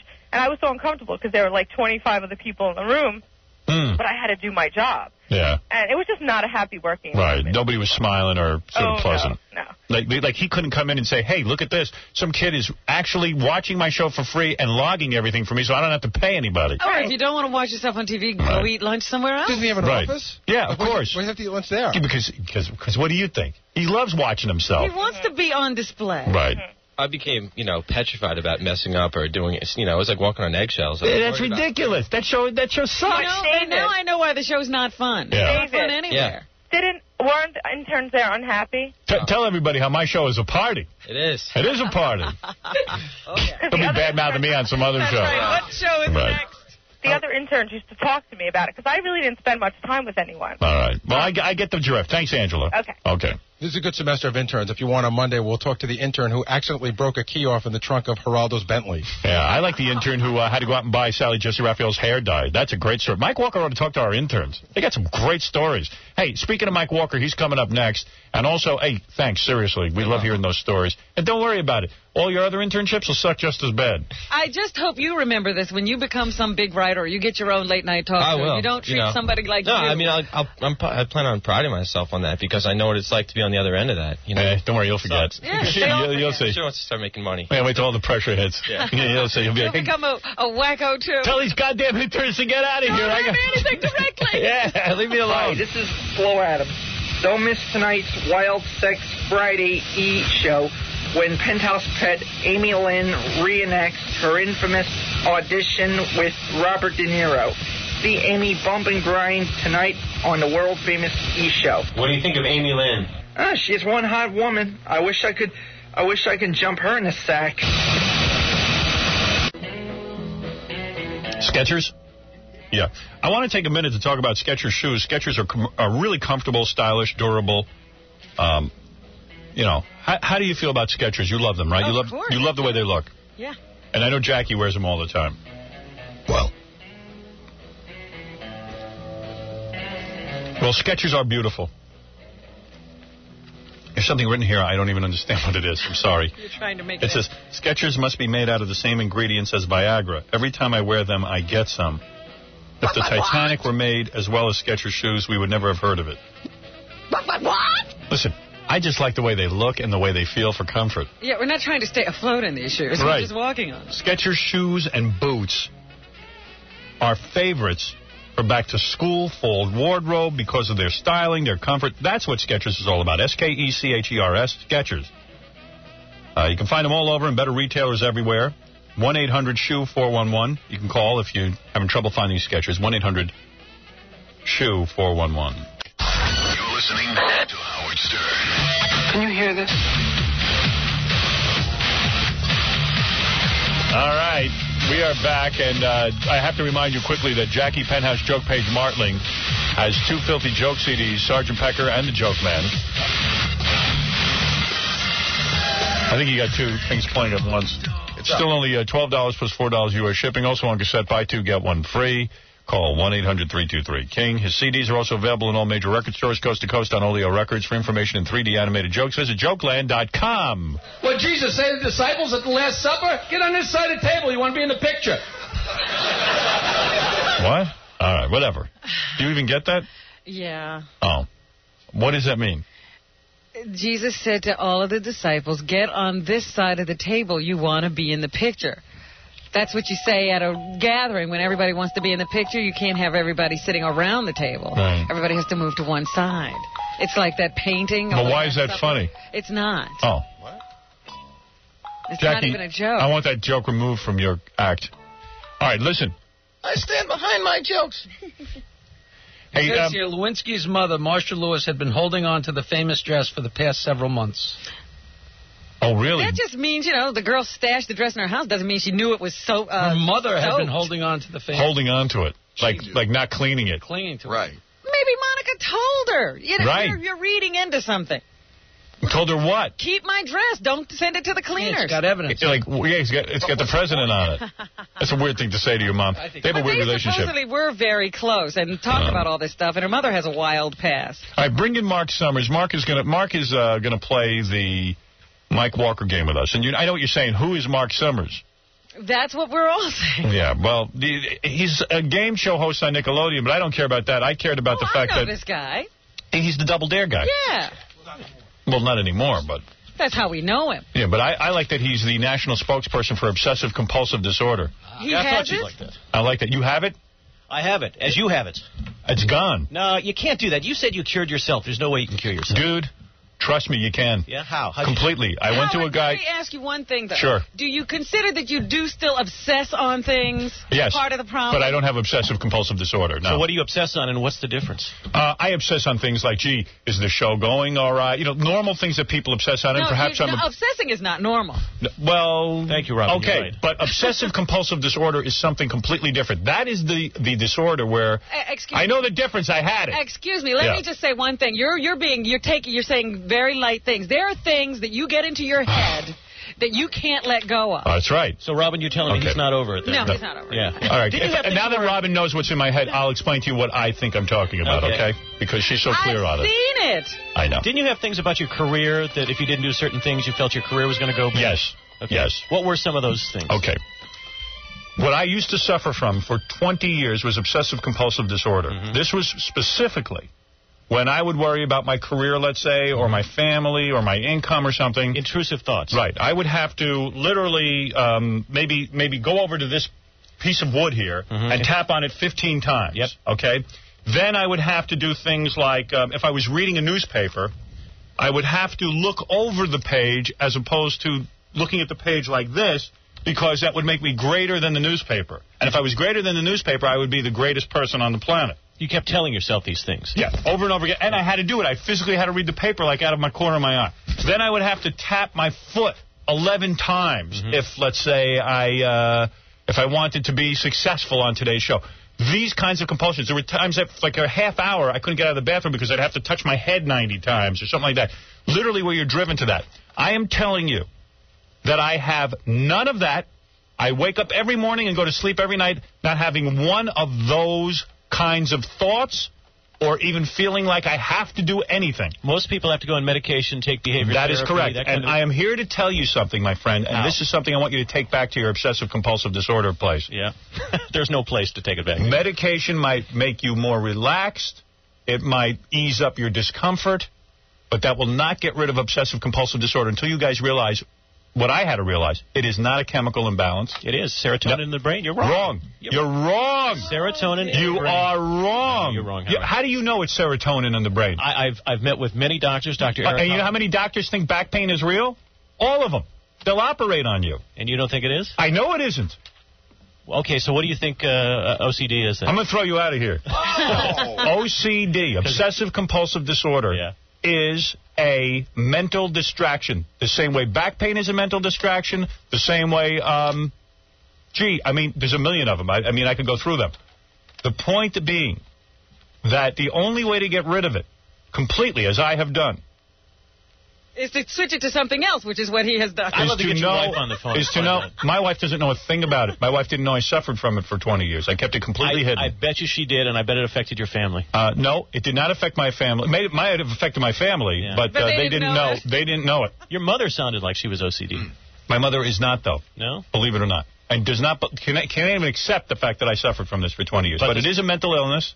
And that's exactly what it is. It's all mental. And the way to get rid of it is to realize that it is simply a distraction. But you still realize that you could develop this again at any moment. Anything can happen any day. That's right. But I will tell you now, I have been free of this since I wrote, a little before since I wrote my first book. So that would be... what, six years ago? A little before you wrote your first book? Yeah. Because I was going to write about it in my first book, and I chose not to because I felt I hadn't been free of it for that long. But I am telling you that medication is not the answer. It might ease your pain. No, it did. I was on Luvox, and it really made a huge difference in my life. I had behavior therapy.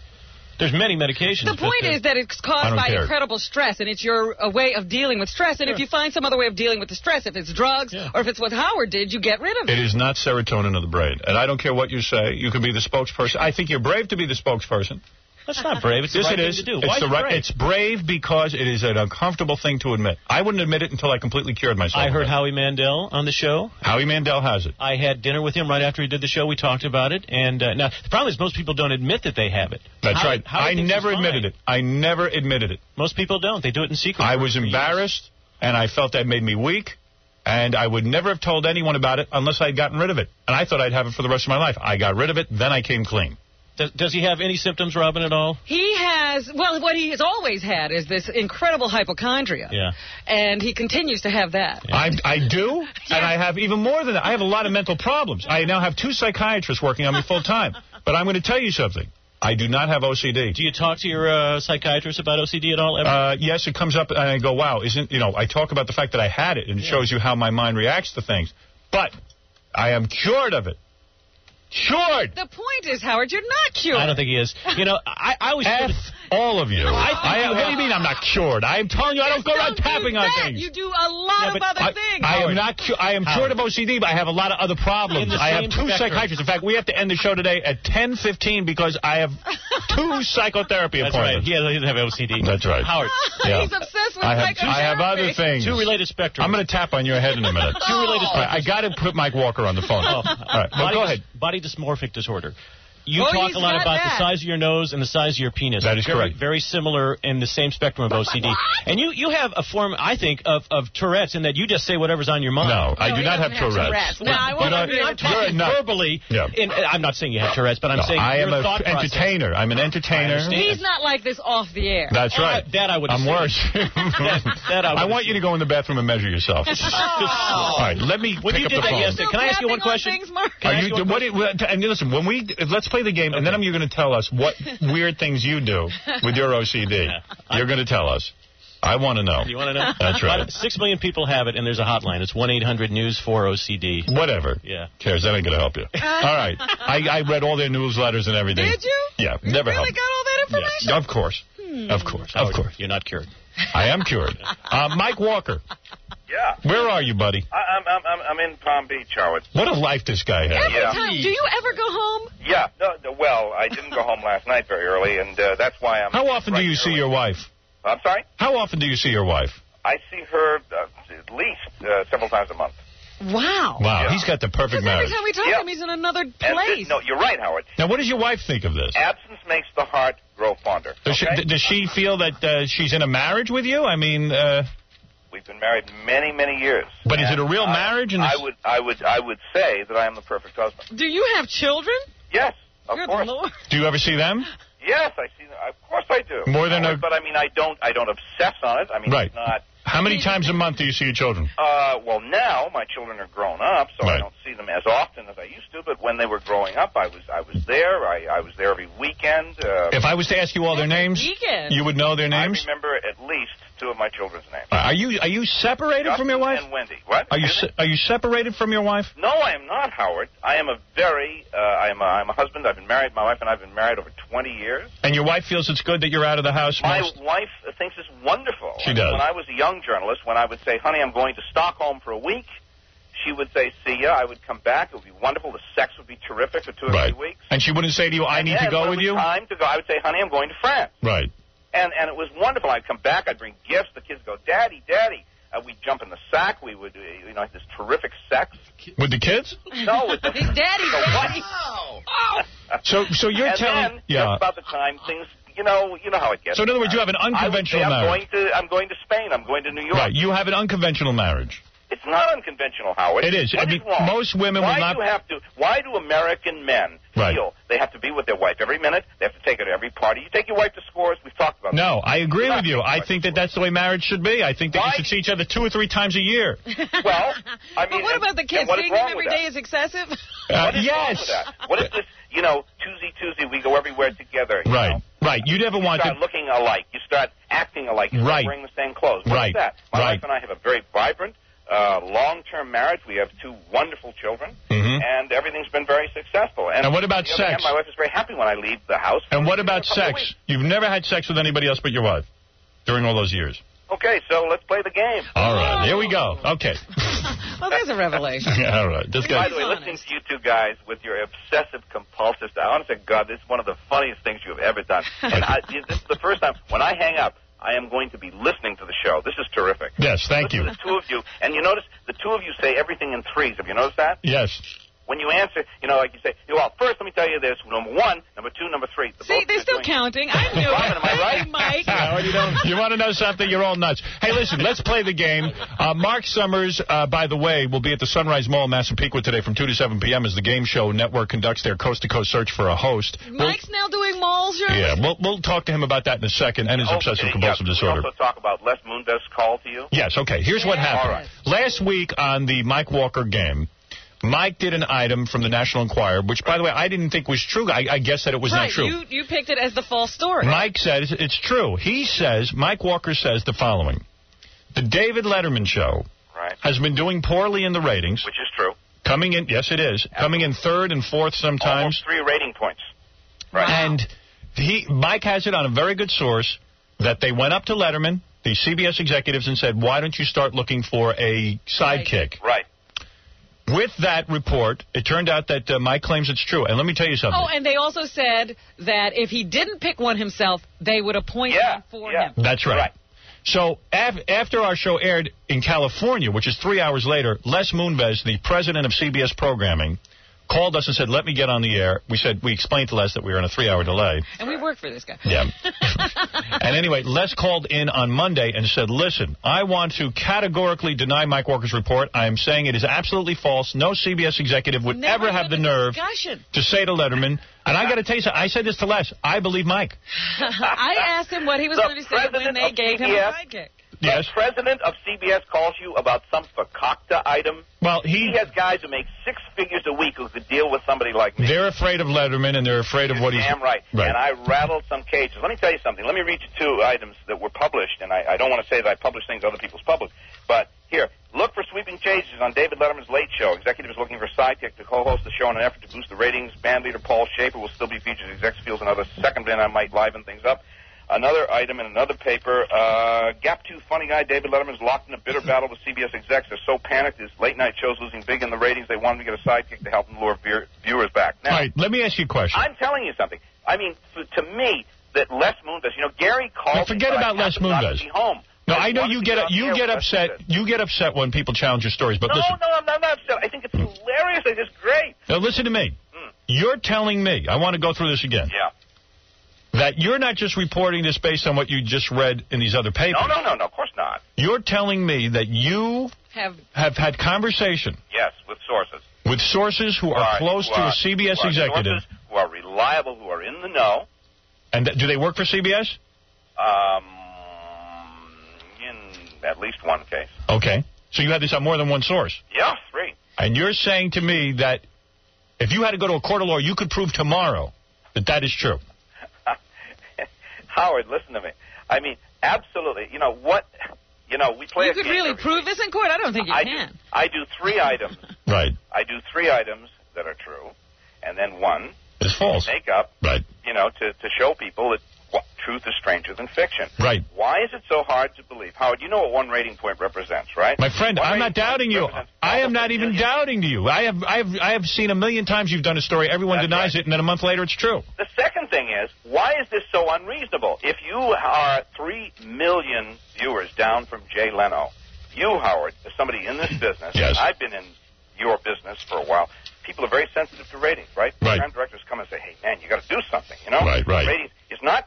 We want you to be number 1, but my God, you're slipping. You could be number 9. You're number 4 already. Gary, what are you saying? Well, I spoke to Les yesterday. Right. And he just said he had one more statement he wanted to make. Okay, go ahead. Said, anybody who knows David Letterman knows that nobody gives David Letterman a note on anything or tells him what to do. Agreed. And why, after 12 years, would they change a format that has been successful for Dave? Dave has never had a sidekick. Give me a break. First of all, I didn't say Letterman was going to accept it. I very pointedly said Letterman told him to go to hell, that he wasn't going to accept that. But you're saying the conversation took place. Yeah. Yes. Is this so hard for anybody to believe? I believe you. Program director? I believe you. You didn't believe it last week. Stupid ideas? Well, that's because Les was here. Hey, anyway, I believe you. Well, good, Howard. Thank you. Well, who's the sidekick? Yeah, who did they suggest as a sidekick? Do you know? Would it be Mark Summers? No. In fact, one of the original suggestion, which was way back when what was his name, Bob Morton, was there. Was, hey, maybe we get a girl, it started out like that. They should get like Gina Lee Nolan or somebody. Yeah, nobody Dave would be too uncomfortable. Nobody's going to fire Letterman, and I didn't say that. I just said that one of these guys came up with, hey, maybe we can... I hear you, Mike. Hey, Mike, let's play the game. Forget about that. Okay, we're going to have 4 stories. Mark Summers, you play along with us. You know how the game is played. One of these stories is false. Try and figure it out. Let's see if we can get Les upset again this All right, here we go. Les will be calling at any minute. Go ahead, Mike. Go ahead. Get to us. Here we go. Sharon Stone visited new hubby, Phil Bronstein, on his job at the San Francisco Examiner. As you know, he's the editor there, and gave out homemade cookies to everyone in the newsroom except in the layout department. And it's probably just a coincidence that Phil's ex-girlfriend works in that department. Now, who is that again? Sharon Stone. Sharon Stone, her new husband. Go ahead. He's the editor of the San Francisco Examiner. Got it. Okay. Boogie Nights cutie pie Heather Graham says that as a teenager, she used to boogie the nights away by sneaking quietly out of the house through the doggy door, then slipping back home the same way. Heather says the most hilarious part is that we didn't even have a dog. She must have a great body, which she does, if she could sneak through a doggy door. Go ahead, number 3. Okay. Leonardo DiCaprio and his posse hit a Manhattan nightclub that had a line of people waiting outside. One of his boys walked up to the gatekeeper and said, hey, Leo DiCaprio, can we jump the line? The guy said, okay, but hey, would you sign some autographs from me and my family? Leo agreed, came up, signed his name 5 times on slips of notepaper. Later, when they were in the club, a cute young female fan came up to the table, was talking to them, and showed Leo one of the autographs, said that the gatekeeper had been selling them for $20 a pop. Okay. And by the way, Leonardo DiCaprio says he's going to go visit that Chinese paralyzed. He did visit her already. He did? I thought he's going to visit her next week. Nope. He's delayed a trip to Los Angeles so he could visit her. Gee, what a great guy. Is he getting fat? Well, everybody said that. He looks like a chubby kid on the paper today. There were a lot of pictures of him that show him as having gained weight. And did he bang the Chinese chick? I don't know. She couldn't feel anything. She couldn't? Most chicks can't. Trust me. Anyway, go ahead. The 4th story. The 4th story. Jerry Seinfeld, appearing live at one of Stockholm's biggest theaters, hailed a cab and said, take me to the theater. But the driver misunderstood, drove the car to a favorite tourist attraction, a theater featuring live sex shows. Horrified, Jerry shouted, no, the big theater. The driver got into the show on time, but Jerry told a pal the worst part was I didn't get to go in and see one naked person. All right. Sharon Stone delivers cookies to where her husband works, but she won't deliver to the ex-girlfriend. Boogie Nights star Heather Graham goes through doggy doors to get out to sneak out of the house as a teen. Leonardo DiCaprio jumped the line, got the autographs. They're selling his autographs online. Jerry Seinfeld got in a cab, almost went to a dirty sex show, and God forbid Jerry should see that. Right. All right. Now, all these stories sound rather reasonable. I'm going to go to Mark Summers, our guest today, who is the national spokesperson for obsessive compulsive disorder and also the host of Double Dare and some other show on Nickelodeon. What would you do? Yeah. All right, go ahead, Mark. All right. I think it's the Leonardo DiCaprio story, the autograph story. That's what I think. You don't think that's true? And why would you say that? I don't know. You just don't like it? I don't like it. Robin, go ahead. You know what? I'm going with Mark. Why? I think that you just put in a Leo story at this point. And, what's news about him going? He doesn't have to jump a line. He doesn't have to beg to get into a club. He just walks in. They want him in the club. Yeah, absolutely. I don't think any human being can fit through a doggy door. I say that's false. Jackie, go ahead. I believe that... Very smart thinking. Fred, are you in on this one? Yeah, I think the Sharon Stone story is like a reworking of something. It just sounds a little... You feel I just threw in a Sharon Stone story the way Robin thinks I just threw in a Leonardo DiCaprio. The Inquirer loves Sharon Stone stories. I know. Basically. All right, let's go to the man himself, Mike Walker, as he tells us what is the story that is not true. Well, amazingly enough, we have 2 winners this week. We have what winners? 2 winners. 2 winners. 2 winners. I guess we all know which item then was. That would be Robin and me, I think. Right. Would it be? That's right, Mark. We have lovely parting gifts. Yes, Mark, you are the winner. Yeah, see, there Leonardo DiCaprio's story is false. You're telling me that girl can fit through a doggy door? That's amazing. I think you got to bring her in and look at that, Howard. I mean, that you would think think that would be the phony one. Well, that was absolutely true. Fred, totally wrong. And Jerry Seinfeld takes cabs. That's the most amazing part of that story. I thought Jackie was onto something.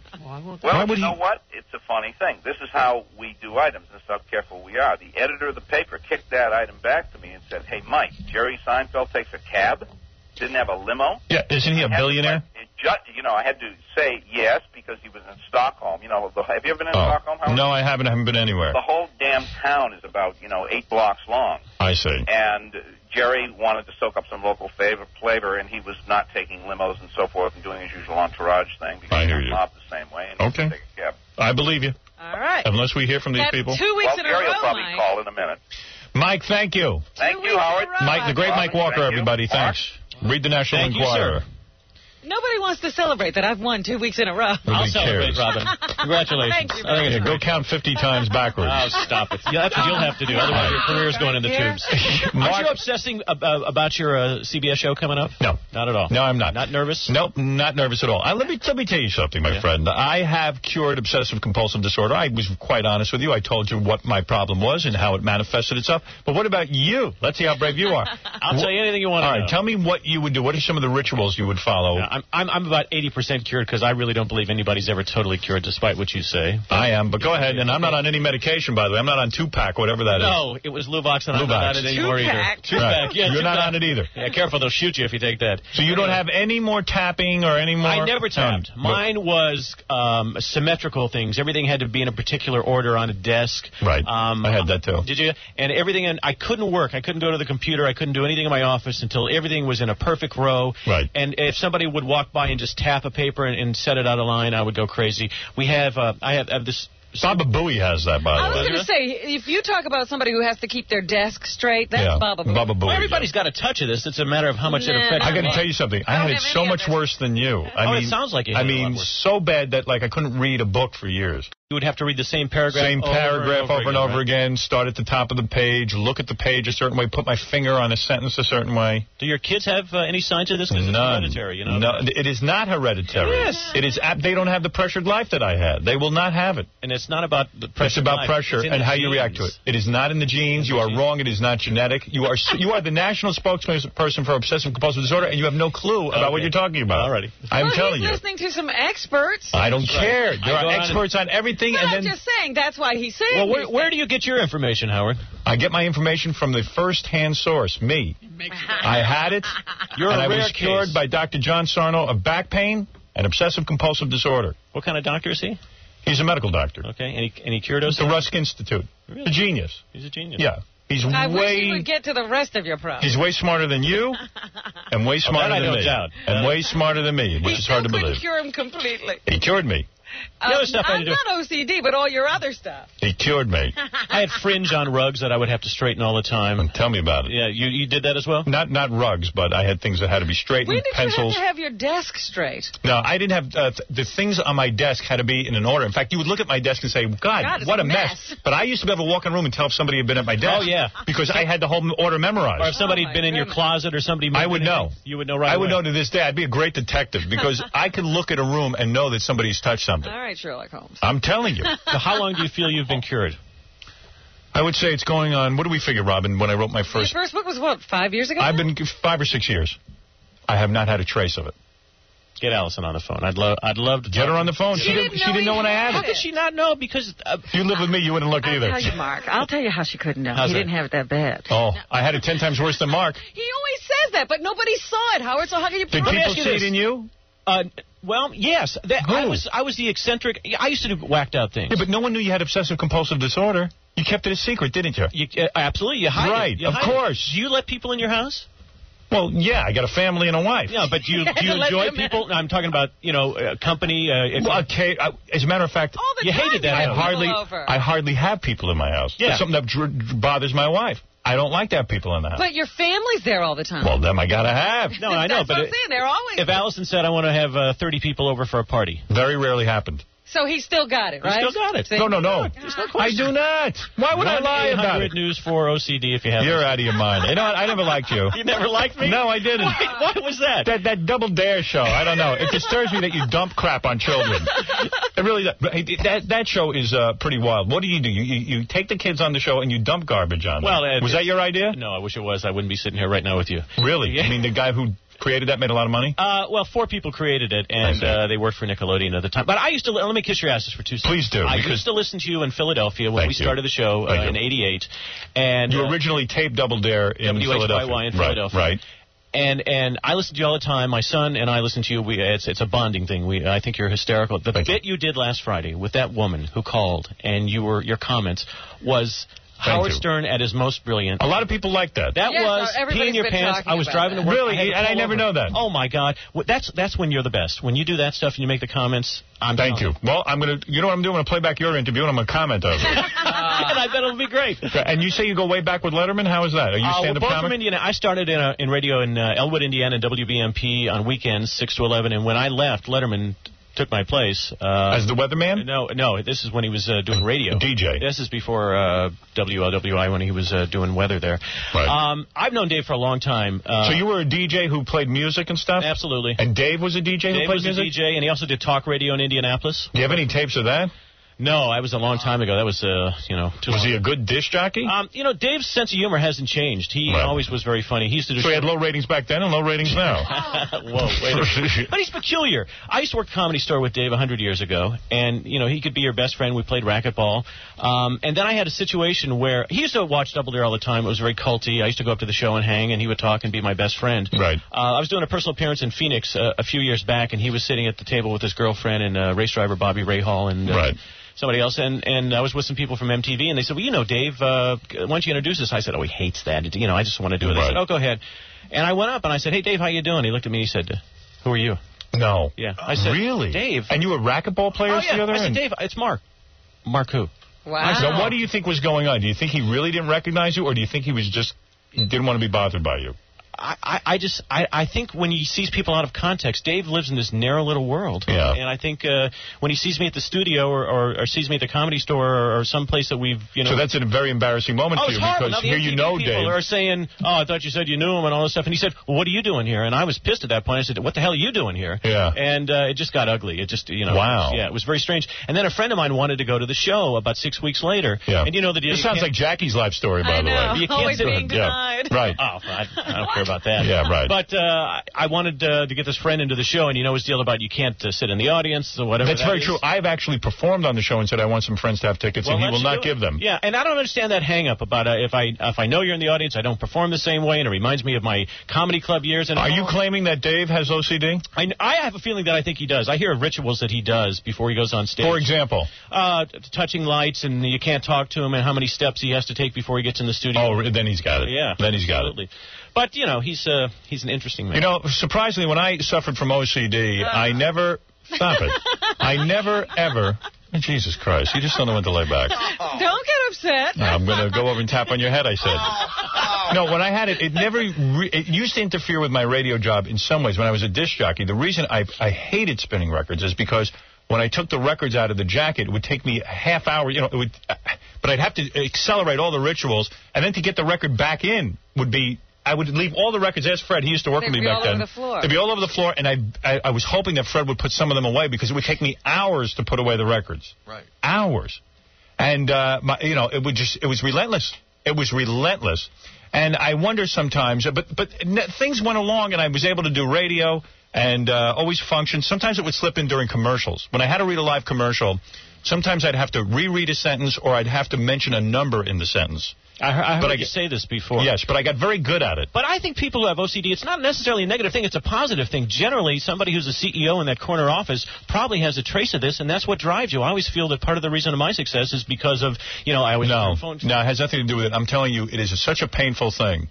It is so horrible. And when you say, like, it's responsible for your success, you haven't even had success yet, have you? What success? You're on Nickelodeon. I'm not on Nickelodeon. I'm producing a new show for Fox Family. Yeah, called I Can't Believe You Said That with John Sally. We premiere August 17th. Very good. Monday through All right, Friday. so you're making some dough. I'm making some dough. I'm doing fine. And today... Frank Stallone laughs at you. Yeah, I heard that yesterday. Yes. Sunrise Mall today at Massapequa, Long Island from 2 to 7. Now, what is this? Coast to Coast Search for a Host. I'm their national spokesperson. And last year we did a tour in 6 cities. This year, 8. We started in Atlanta, went to Baltimore, Philadelphia, and we're in Long Island this week. We go to Dallas, Denver, San Francisco, and L.A. And what we do is run a contest, and we do a host-off in October in Los Angeles. Are you really looking for a host, or is it a scam? No, it's not a scam. Really get the job. The winner gets $10,000 and a week of hosting on Game Show Network on a show called Trivia Track. Is it really depressing being a kiddie show host? I never wanted to be a kiddie show host. It just happened. Yeah, we were talking about Buffalo Bob today. Oh, yeah. It made me real sad. Buffalo Bob. And then... he has pictures on his wall of him and that puppet, and, like, the guy was 80 years old. They showed it on Entertainment Tonight last night. Bob has had a ton of dough. This guy makes so much money. Really? Oh, absolutely. First of all, he had liquor stores and businesses and radio stations. Did he really? He knew how to make money. I had no idea. Oh, absolutely. He was loaded. It was real sad. He was 80 years old. They had this tape of him, and he's sitting there playing the piano, and he's staring at the wall, him and this puppet. He was a musician. That's how he started off. Oh, I didn't know that. What he did. Yeah, no, very bright guy. And Bob McAllister and now Sherry Lewis. Right. McAllister just died, didn't he? Yeah, McAllister just died, and Sherry Lewis is sick. Don't call Soupy, man. Whatever you do. You know who's really sad? Who? That guy Larry Harmon. Because he's like he's like 70 years old and he still wears the outfit. Yeah, he thinks he's bozo. And he gets mad if there's any other bozos. Yeah, he sues all the other bozos. Certify every bozo. Yeah, if you go around using the name bozo, he'll sue your ass. He's way old to be in a bozo outfit. I know, and if you have a costume that looks anything like bozo, he'll yank you into court too. Speaking of obsessive compulsive disorder, Dr. Remulak is on the phone. This guy really suffers. Maybe you can help him, Mark. Yeah, Dr. Remulak, you there? I'm Dr. Remulak. He only can say... He can only say, I am Dr. Remulak. And he just says it all the time. He will only talk to John. I know. How many times does he say it just till John gets on? He'll say it. The only person he'll talk to is Stuttering John. I'm Dr. Remulak. Now, what is the number this guy should call? 1-800-NEWS4-OCD, or on the World Wide Web, it's www.ocdresource.com. Is this why you called today, Dr. Remulak? Dr. Remulak, do you want to speak to Mark Summers? I am Dr. Remulak. Try talking to him, see if he'll talk to you. Dr. Remulak, it's Mark Summers. Can I talk to you about your OCD? I am Dr. Remulak. Dr. Remulak, it's John. Yeah. He'll only talk to John. And Why John is likes that, this. Dr. Remulak? Why does he only talk to you again, John? I guess because we used to call all the time. I just started talking to him and saying, come on, just talk to me. And then he started talking to me. Yeah, the rules, ask him if the rules say that he can talk to Stuttering John. Do the rules say that you can talk to me? Yeah, well, I can't. Who makes the rules? Your head. They just pop Don't in. you realize that? Like, I know for years even numbers were good and odd were bad, and then it changed somehow. And odd became good. John, ask him if he wants help. Do you want help, Dr. Remulak? I do have help. I take Zoloft. Dr. Remulak is from the planet Zoloft. He takes Zoloft. So you're better, huh? I am Dr. Remulak. Are you better now? Who is that? John. It's John. I am Dr. Remulak. Yes. Why do you only speak to John, Dr. Remulak? He just explained. No, I don't. The rules say it's okay. Yeah, but who makes the rules? Dr. Remulak. Why am I part of the rules that you can only speak to me? It just turned out that I don't feel the need to say it when I talk to you. I don't know why. Oh, John, you should stay with him all the time. I think the fact that he'll talk to John is his biggest problem. I know. Nobody wants to talk to John. Yeah. He's the only guy on the planet needs to talk to John. Sane person. Yeah. One guy that can Life interpret has purpose. All the years I had it, I never talked to John. The one guy that can interpret for him stutters. Right. But Dr. Remulak, aren't you really in a lot of pain? I am Dr. Remulak. Dr. Remulak, aren't you really in a lot of pain? Sometimes. Yeah, I mean, don't you hate this burden of having to say Dr. Remulak? Isn't it stupid? Isn't it stupid? How do you live your life every day? What do you do all day, Dr. Remulak? Yeah, isn't it stupid, Dr. Remulak? It's stupid, but as the guy who is the Summers will tell you, even though you intellectually know that it's stupid, you still feel... That's right. How do you know that? I know that. The actions I knew you it were was doing dumb. Were stupid, right? It was really dumb. Absolutely. And I never would even spend time thinking about it. I just said, I just got to do it, and that's it. Yeah. And finally, it got to me. So what does the medication do for Dr. Remulak? Apparently nothing. Because Dr. Remulak's like Remulaking all over the place. Yeah, really, Dr. Remulak, if you're on Zoloft and it's working, then why the hell are you calling us? You should have seen me before. What did you do before? What did you do before? Touching fire hydrants. Oh, that's clean. Yeah. Did you wash your hands a lot, Mark? No, I was never a hand washer at all. Yeah, I was, though. Were you? Yeah, but not excessively like some of these guys. Do you use that Purell stuff a lot? No. Mark, did you have trouble shaking hands? No, never did. Because one of the interns said he ran into Mark in an airport when he was a kid, and Mark recoiled. I'm Dr. Not true. Gary, you're so full of crap. He's outside. The kid's outside. Yeah. Bring him in here. His name is Letterman. Bring him in here. He actually did say that. That's BS. It's true. Oh, come on. No, he actually did tell Gary that. Oh, he's full of it. Oh. Absolutely not. Well, thank you for calling, Dr. Remulak. Thanks, Dr. Remulak. I am Dr. Remulak. Yeah, then he has to say a whole bunch of them before he can go. I am Dr. Remulak. I am Dr. Remulak. Once he knows I'm going to hang up. Dr. Remulak. I am Dr. Remulak. Are you Dr. Remulak? Yeah, he's Dr. Remulak, all right. All right, listen, Mark Summers, thank you for coming in today. Thank you. It's been a pleasure. 877-GSN-HOST if you want to find out more about this coast-to-coast search for a host. Is that a 212 number?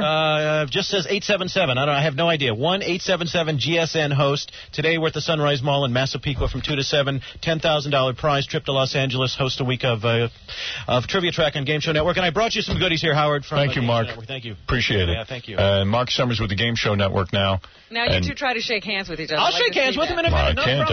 I'm Dr. Remulak. Of course I would shake your. Of course I would shake your hand. You're not germphobic, are you? I am a little bit germphobic. Are you? Yes, I am. Now, is it true that you won't use the bathroom here? I have my own. I built my own bathroom. Built your own bathroom. That's right. Well, first of all, but that's a practical reason. To walk down the hall. Sure. Stop it. When you to walk down the hall, everybody sits there and drives me crazy. Yeah. So this way, it's right here. I go to the bathroom. I don't have to leave the studio. I get more work done. How about on a plane? You probably never. I always do. Use the bathroom. On a plane? Absolutely. Do you? Yes. I am completely free of it. Yeah. He has it's in spots. It's in spots. Spotty. Yeah. Get out of here, you. What is the matter with you, really? It's true, Howard. I watch you. You don't know a thing about me. I know all the years I had it, you never even knew. I didn't know you had OCD, but I know about the other stuff. You're as unobservant as everyone else. How about when you go to a hotel? Go ahead. No problem when you go to a hotel? No problem in a hotel. No problem. I mean, years ago I would have. You don't know what happens around here, though. What? Tell me. We just went through a whole thing. Please. Tell me, Robin. Tell me. Please. Yeah, let me get out of here. Tell me. What, Robin? It's driving me crazy. No, tell me. What was it? I didn't drive you crazy. He gets these ideas in his head. Like what? That something's wrong with him. Yeah. And then he can't let go of it. Oh, that. Yeah. Like No, I don't want to talk about that. I know you don't want to talk about it, but he does it. But what? Yeah, but it's not. I still do that. Robin, like what? What's he get in his head? No. He get in his head that something's bothering me. You know, his ankle now won't ever heal. Right. And so every day he'll obsess on how his ankle feels, and it'll get worse. No, but that wasn't it. That wasn't it. I'm not saying that's an example of what you Tell me. do. What was if it's not the ankle? That's an example of what you do. But I don't have OCD anymore. No, you don't. Not at all. Get out of here. You I don't like. It's fine. All right, listen, Mark. I think you're brilliant. Thank you. And when it comes to game shows, nobody better than you. That's a kiss-ass society right now. Mark Summers, thank you. Congratulations. You have an interesting past. and a better future. Right. Yeah. You got a wife?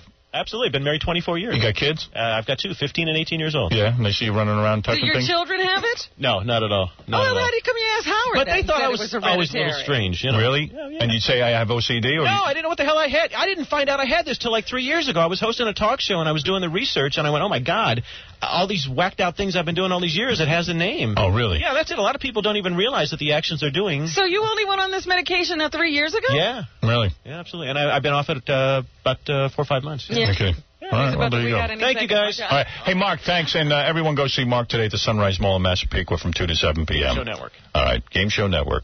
All right. Talk about Game Show Network. I'm going to smack you around right now.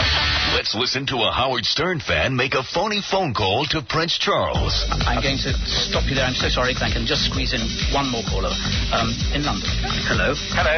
My name is Mr. Abui, Bob Abui. Am I through to Prince Charles? Yes. God bless you, Your Royal Highness. I'm indeed most honoured to be speaking to you on the telephone, and a very good afternoon to you as well, Jonathan. Good afternoon. Good afternoon, and welcome to Any Answers. Thank you, Bob Abui. Excuse me, I've got a hair stuck down my throat. I spent all night with Princess Diana. What do you mean? Sorry, it's a very bad line. The actual question I want to put to His Royal Highness is, Baba Booey, do you think, Baba Booey, you'll ever get to be King of England?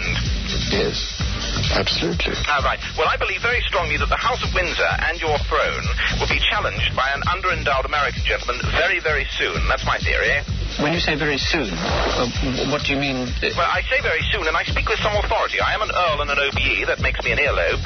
And speaking as the British ambassador to Howard Stern, I can announce that Mr. Stern will not only be governor of New York, he'll become the King of England next.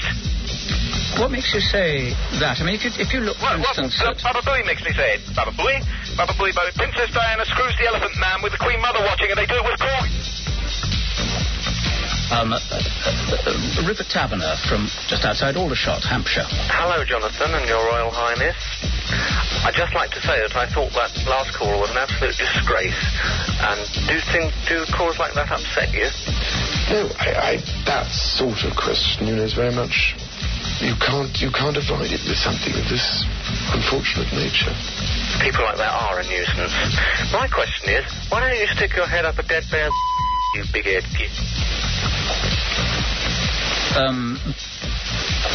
Let's go to Liverpool and Rita Bowen next.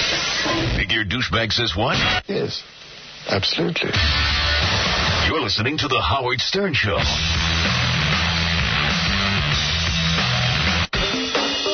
The band Internal Neurotic Universe, INU for short, was willing to do just about anything to get national exposure. They did. It worked. The story will make you shake your head or get sick. The band made a deal with the Howard Stern Show. Eat something Stern picked from his nose and drink something another character spit into a cup, and a song would get played. Oh, the price of fame. We did our own. All right, who cares? Listen, we got Wesley Snipes on the phone here. Wow. And Wesley Snipes, of course, is very world famous. He's an actor, and he's had some big movies. Yeah, now he's going to be coming in here in a couple of weeks, but Why is he on the phone today? He has something he needs to promote for today. Okay. Let me get him on. Wesley. Hey. You there, man? Yeah, man. This is no Wesley Snipes. Well, how would you know, darling? You're saying that's not Wesley Snipes? It is Wesley Snipes. I wouldn't lie to you. This is his evil twin who wakes up early in the morning to listen to the show. What do you? Why do you think? It doesn't sound like him. Well, what does he sound like? He sounds like Wesley Snipes. You don't think this guy sounds like Wesley Snipes? No. I hate that. Now you're beginning to sound like, wake up, okay? You want to go out with Wesley? Wesley's cute. Yeah. But Hey, Wesley, he doesn't like black women, I don't think, anymore. I think he's off black women. you're into Asian women, right? I'm into fine women. Yeah, he's into... I know a little bit about Wesley. Well, I just read a quote from him. Short of the chest hairs, it's all good. I just read a quote where you said, like, American women aren't comfortable with their femaleness. Or something like that. And He's right. Asian women. You didn't even read the paper. Somebody read it and you told them they told you about it. Wesley, have you ever measured your penis like we did yesterday? Say what? Have you ever measured your penis like we did yesterday? Oh, man, they ain't got no measuring stick, possibly. There ain't nothing even out there you could use. I knew it. Calibrate it. I bet you are. I bet you are. 5 times and it doesn't work. Is that really true? Yeah, man, it all breaks down. Wow. Something electrostatic, magnetic, something. I don't know. And you're with all those small Asian women. Now, I really only like the ones that's over 6 feet, actually. Well, you don't find too many of them. See, I always thought it was kind of weird when a guy's into one kind of woman. I don't think he's into one kind of like woman. Wesley, there's this I'm guy... not into one kind of woman. I have no problem with bringing a friend. No, but you know what I mean. It's like we have this guy who works here. Are you saying you've had more than one woman at a time? Oh, please. Guy's famous. There's no doubt. How many, Wes? Wesley, will you get... to catch up to Howard, I've heard. Yeah.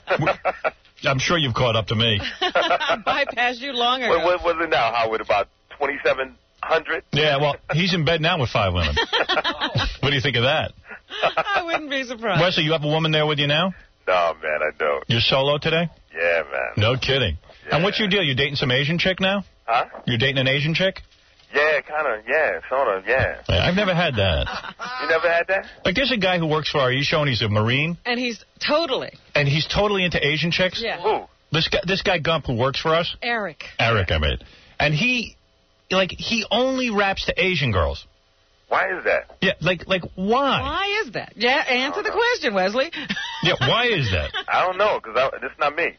Well, you're into the martial arts. Maybe that's the whole thing. Has a little something to do with it. Yeah, he's he's actually a guy who does action films that can actually do karate. Yeah. One of the few. Could you kick Steven Seagal's ass? In a minute. I think you could at this point. Yeah, I think I could. What about, did you read recently? He's a fellow thespian now. I can't be dissing a fellow thespian like that. But did you read recently where Jean-Claude Van Damme was at the Club Scores and Chuck Zito, a guy we know... I know Chuck very well. Yeah, he kicked Jean-Claude's ass. I heard. Yeah. Now, does that surprise you? No. No, you could kick Jean-Claude Van Damme's ass? Yo, man, what is this? What? We're trying to get set a up match an alternate network for the WWF. Yeah, with real fights between celebrities. Some real fights going We'll on have a between real the actors celebrity and stuff. death match. Yeah, we want real famous Put it people. this way, yo, Howard, I'm from the Bronx. I hold my own, no doubt. Yeah, I know. No, you look like a very powerful man.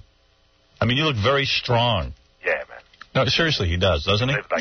He's got a great body. Yeah. Thank you You have a really attractive body. Thank you, Howard. I can't tell you how that moves me.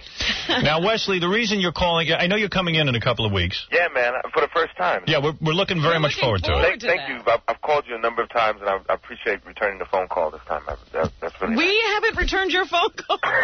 Hey, you got to work hard to get on this show. We have man. Big time. I know. We have Warren Beatty on. I mean, you know. Wesley Snipes will host the Masters of the Martial Arts tonight. Oh, really? At the Great Hall at City College of New York on Covent Avenue at 100. Convent. Oh, is it Convent? It says C-O-V-E-N-T. Uptown, Harlem. 140. Now, you're telling me that in Harlem there will be a karate tournament? Well, it's not only a tournament, but it's a tribute to the grandmasters of the martial arts of the 20th century. Yeah, and white people can go to this? Yeah, you could go. As long as you buy a ticket, you can go. And we'll go up to Harlem and see this? Yeah. And get out safe, too. How's that? You got to be well connected. Plus, really? I mean, you come into this event, you cover it. Really? You know, you've been touched. I'm always afraid. So who are we saluting? I'm just afraid to go into Harlem. About 40 plus of the world's greatest grandmasters of the martial arts from all over the world. Can we have some names? Sure. I mean, you know, I got Grandmaster Moses Powell, Grandmaster Joy Santa Maria, Sammo Hung, Grandmaster. Samuel Hung? Sammo Hung. Really? Yeah, Sammo Hung. And you have trained with all these? Have you trained with many of these people? Some of them I have trained with, yes. And what are you? Are you I train with their top students. What kind of karate are you into? I started out in Goju and moved to Shotokan and went from Shotokan to Capoeira, and then from Capoeira to the Chinese systems. Well, I am a brown belt in Shotokan. I thought Shotokan. I heard that. Yes, I am I actually heard that. You actually have a brown belt? Yes. Well, from years ago. To go with the brown suit. Well, I pulled my groin and I stopped. You know what I mean? I had to quit. Oh, yeah, man. Yes, you had already gotten up to a brown belt. Yeah, but I could kill you with one hand tied behind my back. Oh, sure. My punches and kicks are very devastating. Is that right? Oh, yeah. Cynthia Rothrock will be there. Who? Cynthia Rothrock. Who's that? Sure, she's a karate expert. Come on, Howard. Hey, yo, what's up with that? What? You don't know Cynthia? Can't even believe you're going out like that, my man. Now, some of the celebrities at this event will include... Jet Urquidez. You know who he is, yeah? No. Oh, my gosh. Sinbad will be I there. heard you was a martial arts fan. Man. Yeah, I am. Sinbad will be there. He doesn't know martial arts. Sinbad's built like a marshmallow. What's he doing there? Could he kick ass? It's the Buddha technique. Also, David Carradine. Moore's approach to martial arts. David Carradine and Kadeem Hardison will be there as well. Yeah. And what about this? You got into a fist fight with Patrick Swayze, didn't you, once? No. Tell the truth. I'm telling you the truth. During the filming of Tu Wong Fu. No, it wasn't me. That is not a true story? It's not. It wasn't me. It was almost John Leguizamo and Patrick. Oh, is that right? Yeah. Well, Patrick can kick his ass, right? I don't know about that. Patrick's a I don't know. I'm not going there. I can't tell you. Have you ever had to use your karate in a real fight? Yeah. You have? Yeah. Where? In New York. No kidding. No doubt. With a brother or a white guy? What's so funny about that? Actually, it was with a girl. Had to get her out of the apartment. I see. Yeah, one of these little Asian chicks. She had those Chinese stars. Hey, man, you got to practice, how you live, You know what I figure with you? I picture you, like, hanging around your apartment in, like, little bikini briefs. Oh, God. With, like, a bunch of Asian chicks waiting on you. Man. I picture your lifestyle like that. I feel you. As long as you keep it rolled up and you smoke it like that, it's all good. And you grew up in the ghetto? Yeah. And just with a mother, no father? I grew up in the Bronx. With no father, right? I have a father. But he's never around? Yeah. Right. See? Yeah. How'd I know that? See? What do you mean, see? No, that's the way it goes. Nah, that's just the way it ended up. And a lot of these brothers make it, and then their fathers want to get back in touch with them. Is that what happened, Wesley? I've been in touch with my father from the beginning. Oh, you have? Yes. And now he wants to hang with you, right? No, he doesn't want to hang. He wants some dough, though, right? Nah, not at all. Do you give him any money? Nope. What about your mom's? Without a doubt. You do, see? Yeah. Oh, your father. What are you giving your My father is very, very successful. Your father probably is pissed that he didn't hang. Not at all. He's very successful, actually. What does he do? He is a retired engineer for the Air Force. Oh, really? He builds like the engines for the jets and stuff like that. Oh, he's a pretty bright guy. he's heavy. So how you feeling about the white man? He's like mayor or attempting to be mayor or something like that. And what about you? How you feeling about the white man? You cool with that or? How I feel about the white man? Yeah. Yo, man, come on, man. What do you mean? You want to go there? The blue-eyed devil. What are you talking about? Exactly. No, you're pissed at the white guys, right? Huh? You're pissed at the white man. Come on, I'm talking to you. How pissed can I be? Yeah, well, I'm like a black guy.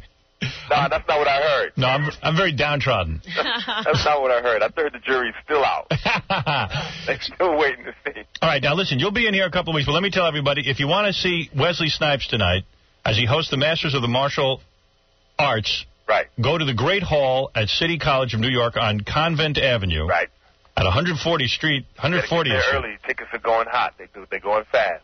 That's right. So get on over there. And are guys going to be kicking each other's asses there? Yeah, today, we have mostly demonstrations today by some of the grandmasters, and tomorrow is all the ass kicking.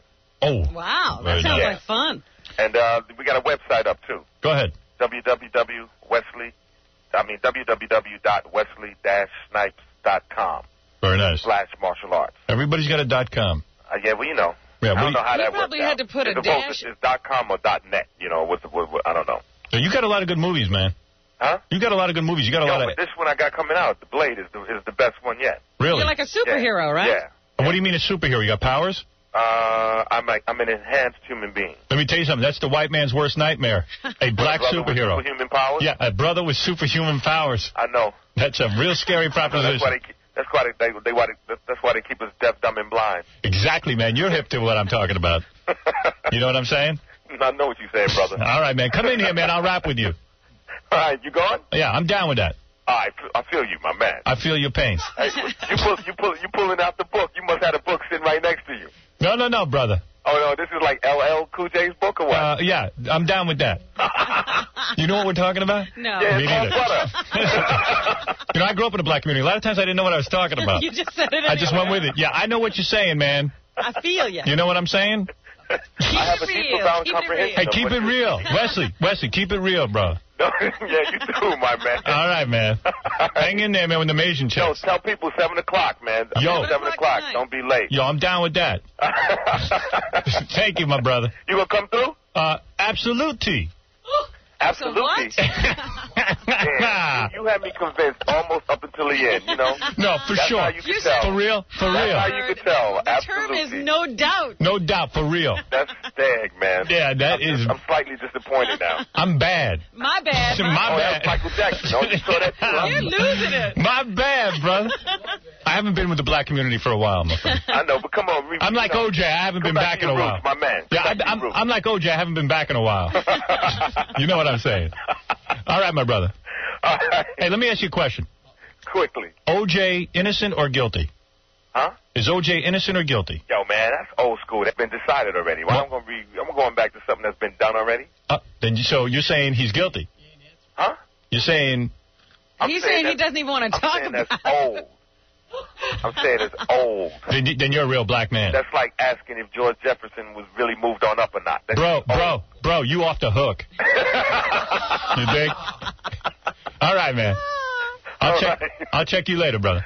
All right, brother. All right. Keep it real, my man. Yeah, same here. Yeah, right on. Shalom aleichem. Shalom. What the dealio? Yo. All right, there he is, Wesley Snipes. That's a good brother. He's a real black man. You don't think he's scary? He is. He's dark as night. He's the blackest black guy on the planet. You ever see how dark he is? Sometimes I rent his movies. Every time you do it. And my screen's a little dark. You can't sometimes all I see is his eyes. Right. And he kisses white women in some of his movies. And his dark black skin against the white woman looks even darker. Looks wrong. Looks dangerous. She's so forbidden. Oh my God. That's a very, very, very black man, because he wouldn't even say OJ was guilty. You know what I mean? I was just watching him in Jungle Fever the other night, making out with that Annabella Sciorra. Oh, yeah. Yeah. And she's very white. And he's very dark. Is that who he makes out with? Yeah, Annabella Sciorra in that movie, yeah. Yeah. I met her. Really? Yeah. She's very cute. Yeah, she's really cute. Yeah. She hardly looked at me.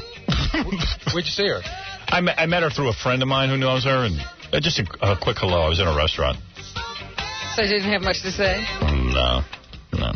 Didn't seem too fascinated with me. Hey, do you know that guy who was in here, Mark Summers, who suffers from obsessive-compulsive disorder? He was a lot more interesting than I thought. And there's a whole bunch of facts on here that I didn't even realize about him. I should get him back in here one day. Well, we'll have to have him back again. Yeah, we got to get him back. Like what sort of stuff? Well, tip of the iceberg, we got to. That was pretty good, what we did. There's more? Yeah, there's a lot more. A lot more.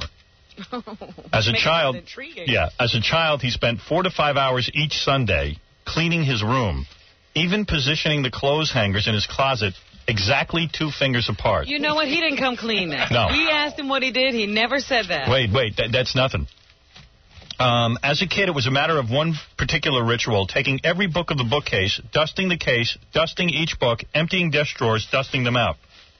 One time, on Sundays, he used to spend 5 hours with his wife cleaning the house. Oh, no, she had to get into it, too? Yeah, and she had no idea what was going on. In high school, he sometimes spent 20 minutes repeatedly reading the same paragraph. As an adult, he often found himself on his hands and knees straightening the fringe on a rug that he encountered. Well, he did mention the fringe.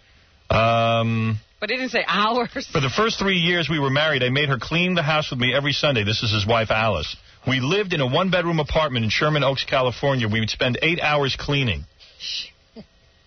Once at our other house in West Hills, New Jersey, we had new wallpaper, and about 15 4-year-olds were coming over for his daughter's birthday. He said, please, Alice, can't we do it somewhere else? He didn't want the wallpaper messed up. Yeah. But this is nothing, man. One time, he got so disgusted with himself, it was 2 o'clock in the morning, he was in his room on his hands and knees straightening the fringe on the carpet. That was already straight. Can you imagine that? Wouldn't you get a carpet without fringe if you had this problem?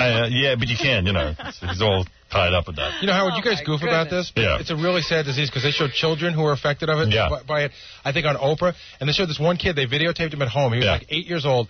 And he would go down the steps, and the steps had carpeting on them. And you know how when you move your foot across carpet, you can change the color? Mm-hmm. Right? So he would get to the top step, and he would do it, and he would get all and the you way have to straighten it out? No, he'd get to the bottom, and he would have done all of them. And then in his mind, somehow it had changed at the top. So he would go back, and he felt that if he didn't go back, he would die. And they showed him doing this for 6 hours. Listen to this. Mark Summers claims, I still have rituals. I never take my socks off in hotels because I don't want my feet to touch the floor. I take a shower, and when I get out of the shower and dry myself off, the first thing I do is put on my socks. Whenever I leave on vacation, the last thing I do is vacuum the entire house. I'm the only person in the world who can vacuum a house and not leave one footprint. You know what? And he's on medication. Yeah. Okay? And he's saying he's cured. He's not cured. He said 80%. I think it's more like 60. Thank you. Didn't you think it was interesting that he and Howie Mandel hung out together and talked about this? Yeah. Yeah. Listen to this, okay? We really got to get him back in here because this is fast. This is going to blow your mind, okay? So he does the TV show Double Dare where they dump all the food on the kids and stuff. How can he stand that? Listen to this. It was his dream to host a television show, but the daily goings-on were a nightmare for him. The first 65 episodes of Double Dare, Mark did everything he could to avoid getting anything on him. When the kids got stuff on them, he wouldn't touch the kid. Oh, no. Then the producers held a focus group, and they interviewed kids about the TV show, and they said they want to see the host get dirty, too. Mark said during the shows, inside himself, he was screaming. He sometimes would be ripping at his soiled clothes as the closing credits ran. All my life, I wanted to host a television show, and I finally get the opportunity in October of 1986. I couldn't believe it was the one where kids went backward up a slide covered with chocolate syrup or dived into a vat of whipped cream. My situation was like a bad sitcom. If you wrote it, nobody would believe it. Some days, the kids would pick me up and throw me into a vat of unknown liquid.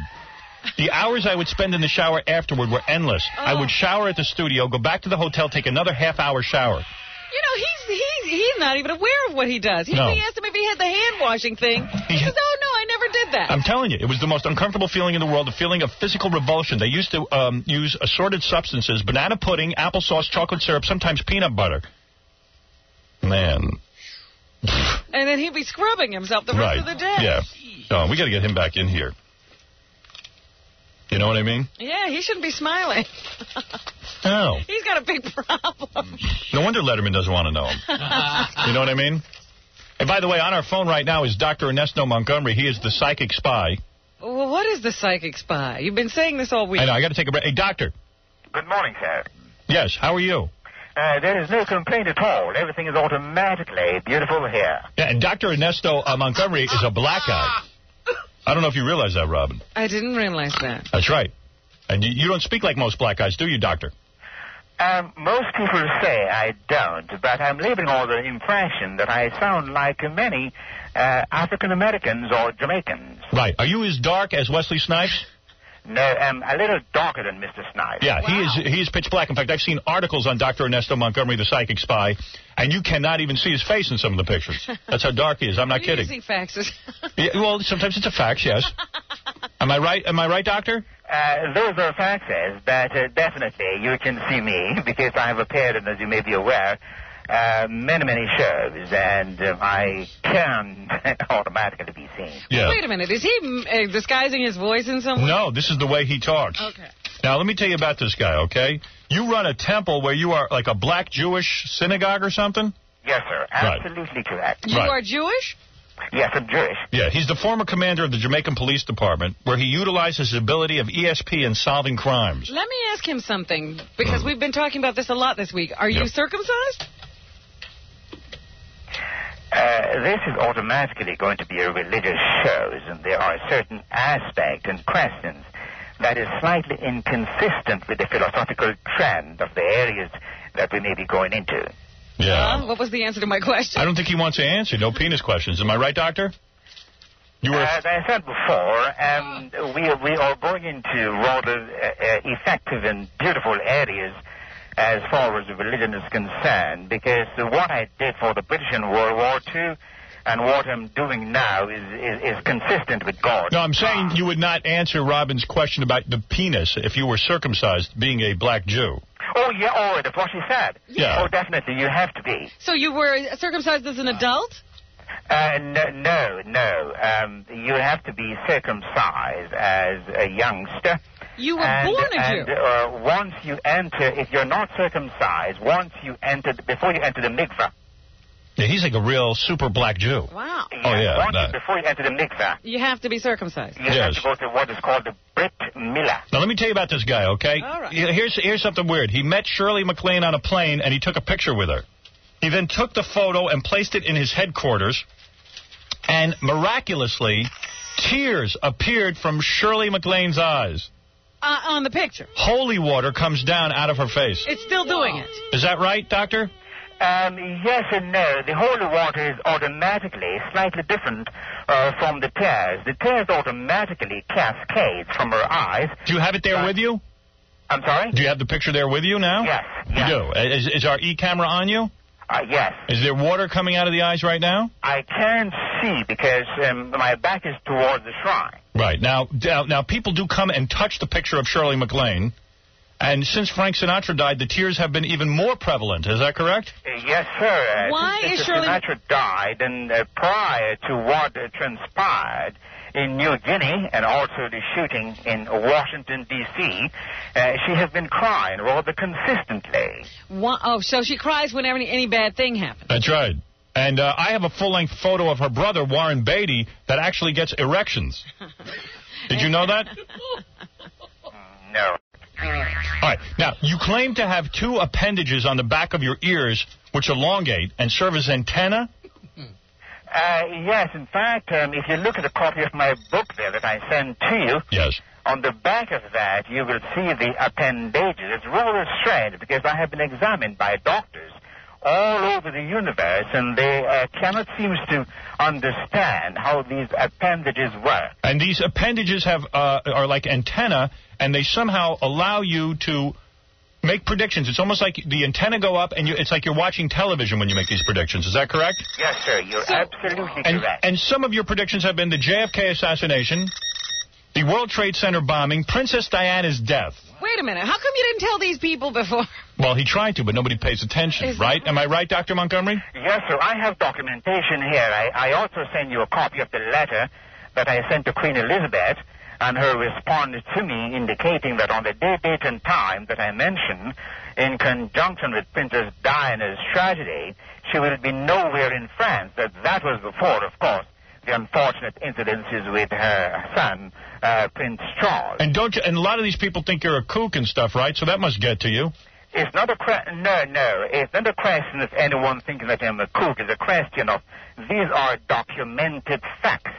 whatever I say, in conjunction with working with the American government, the British government, and governments all over the world. Psychics have been people who have been on the forefront of the intelligence community for years. So you work with actual governments. That's what Dr. Montgomery claims. He's the psychic spy.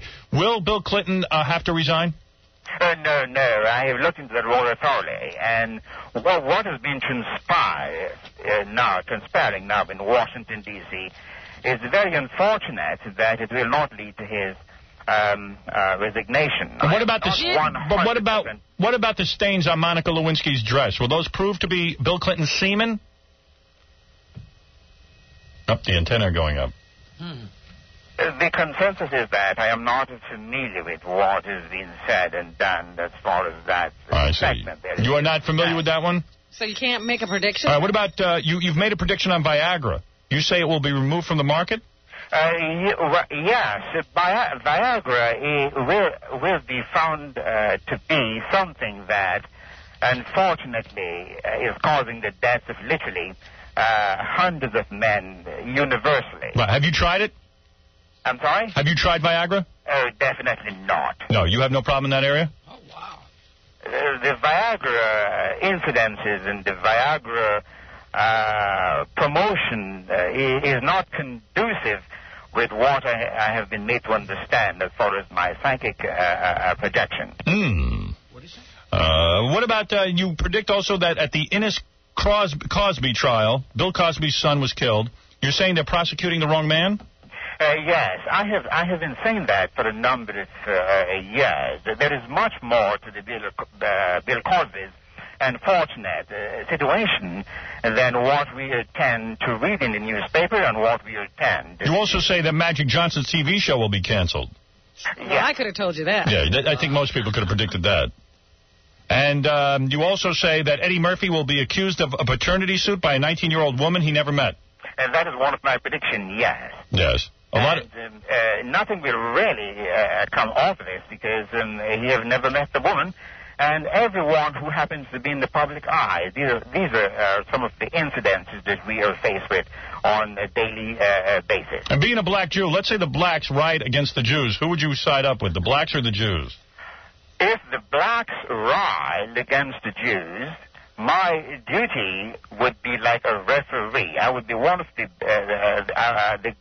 best referee that you can think of. It would be an opportunity to use all of your powers. What has he done for the government? What has he done for what, the United States government? What have you done for the United States government? Anything you want to share with us?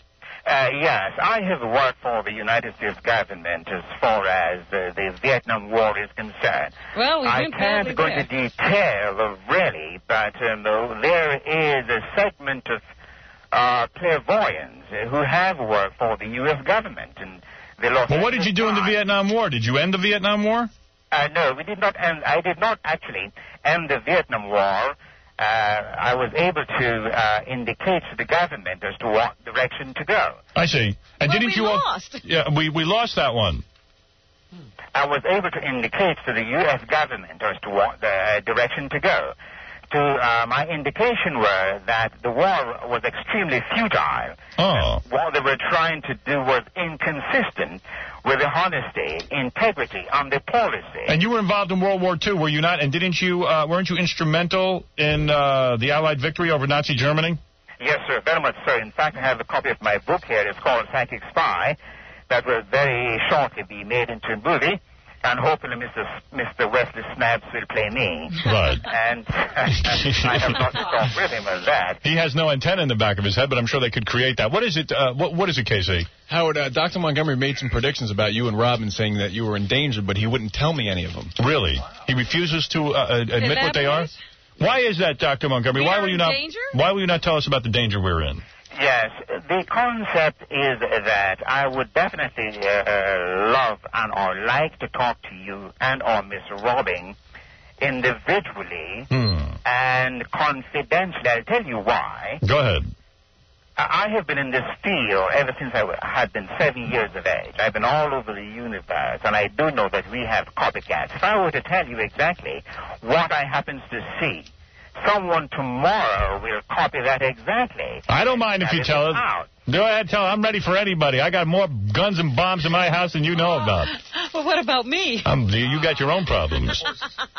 My consensus is in rather serious vainly projection is to talk to you confidentially. All you see I have already submitted.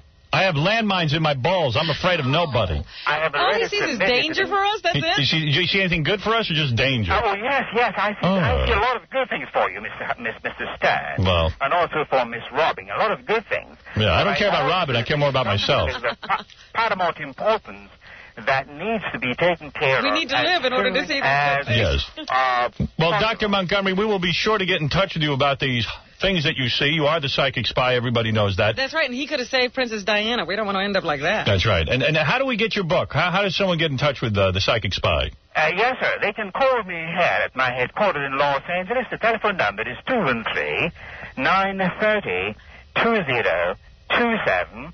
And I also have a picture of the weeping Shirley MacLaine. That will be for free. Anyone who... Will she weep at our house, too? Oh. No. You just get... Robin, don't be a wise ass. You just get a picture of the weeping Shirley MacLaine. Yeah, that I will be very, very happy to send to anyone. Yes, I would love to have that.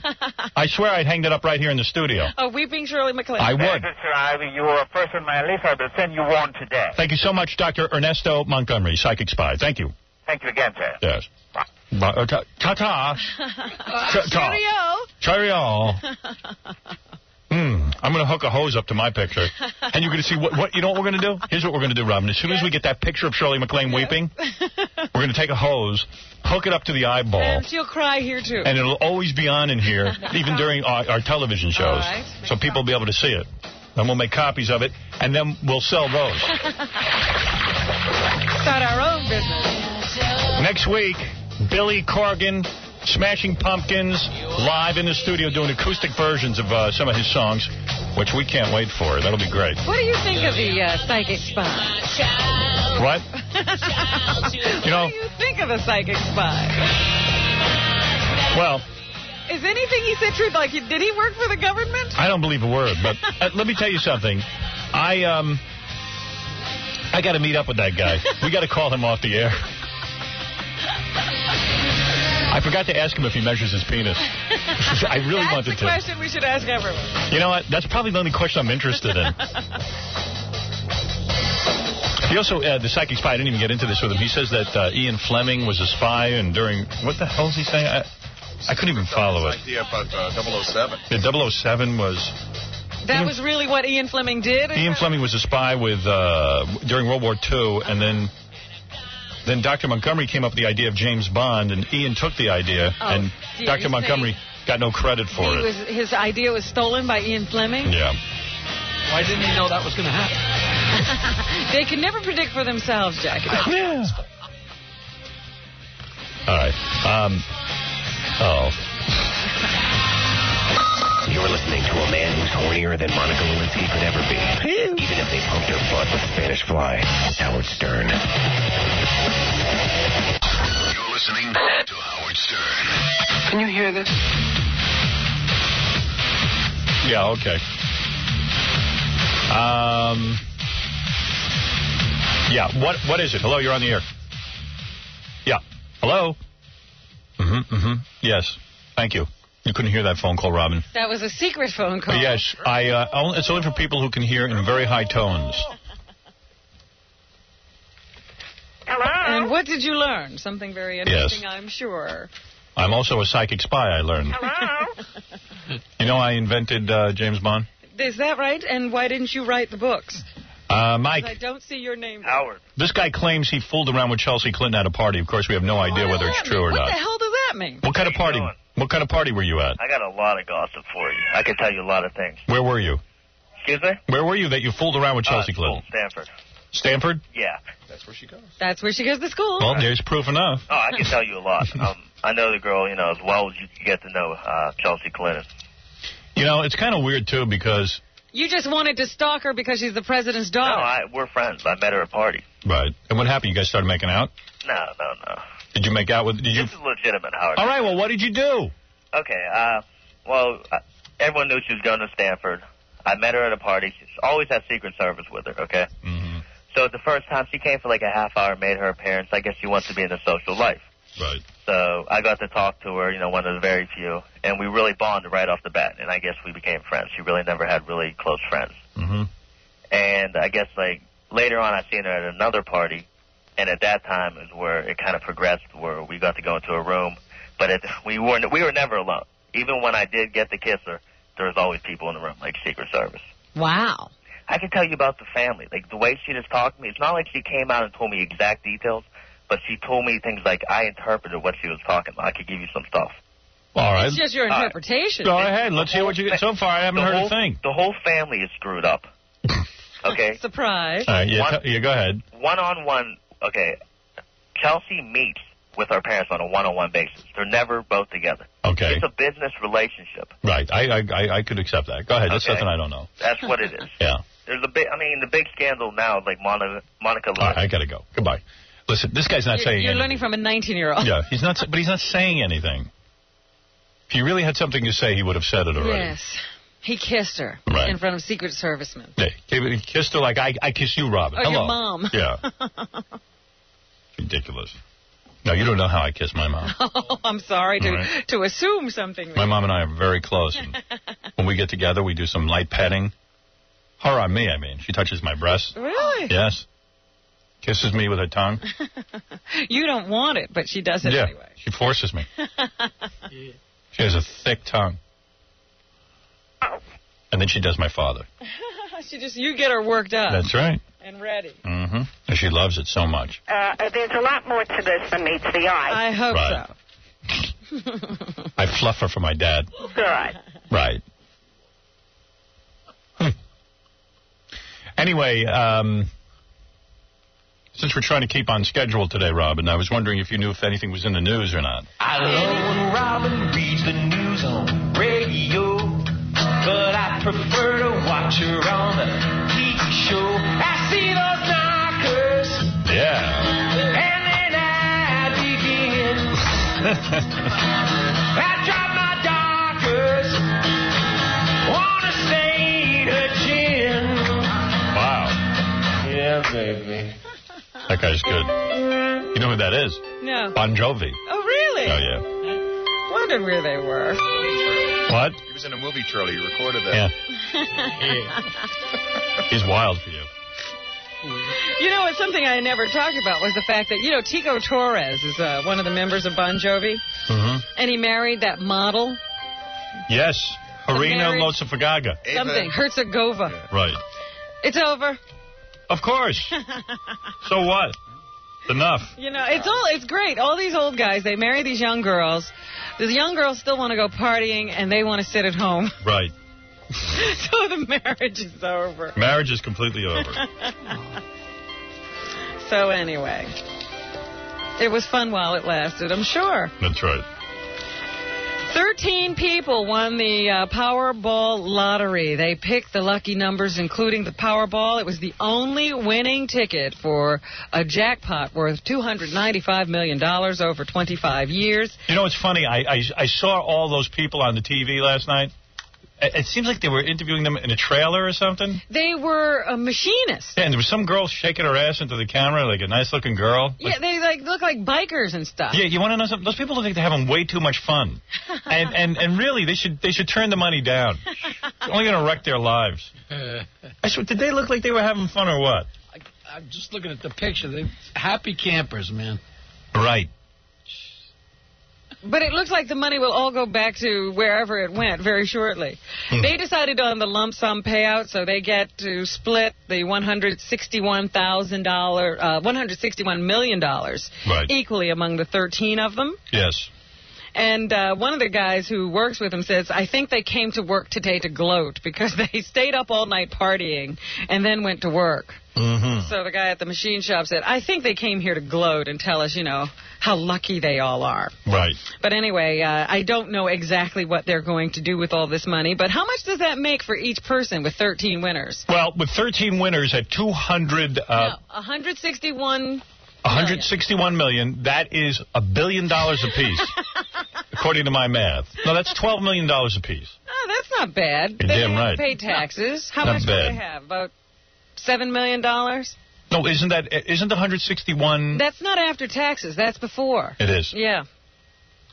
Well, after that, they'll only have about $100,000.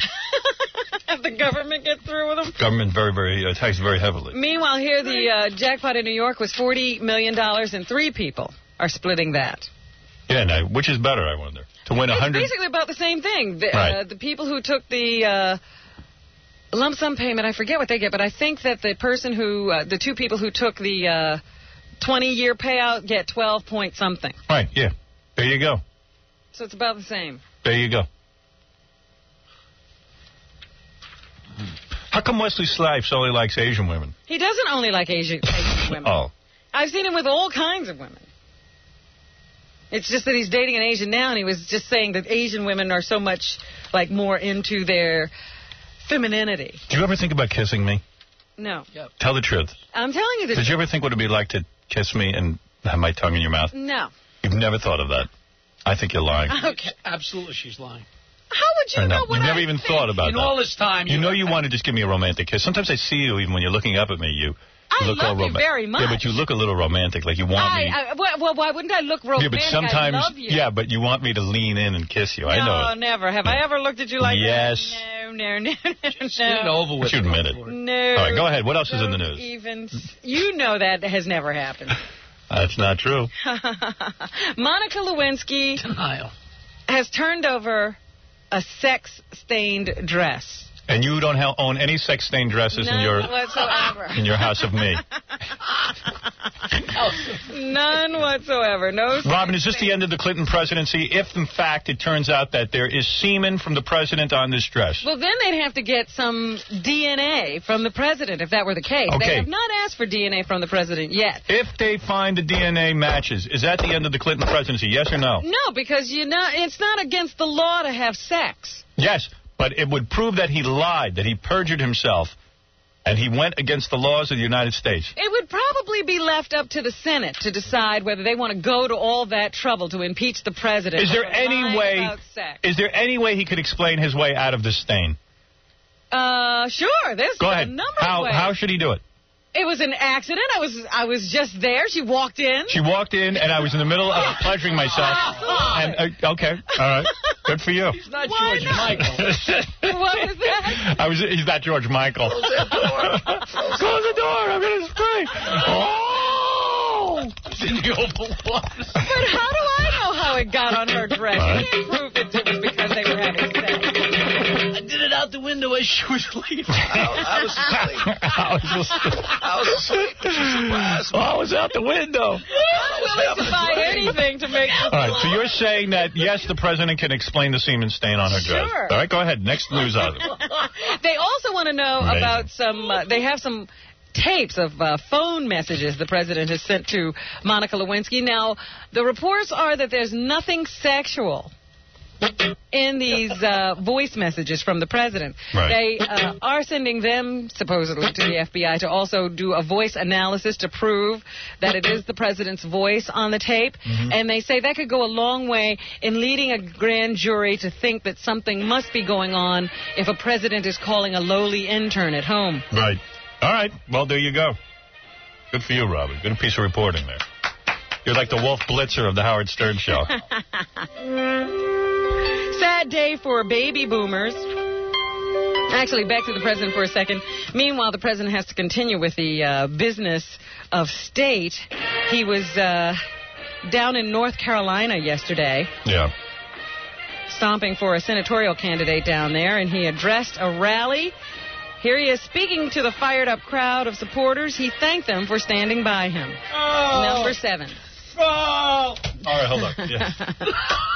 We want to thank the people in North Carolina who've been our friends since 1992, who stayed with us every step of the way, who believed in us when we were often under attack. Yeah. How about me? I stuck with you the whole way. You can't get rid of the FCC for me, you scumbag. Yeah, half a... Yeah. Scumbag. Well, let me... Shut up, you prick. You can't do a thing for me, though. No. Me, you can't come and help. No. Bastard. I'm busy. I'm busy. Busy staying They do say that most Americans think Clinton is doing a good job, and they agree that he should testify in the Monica Lewinsky probe.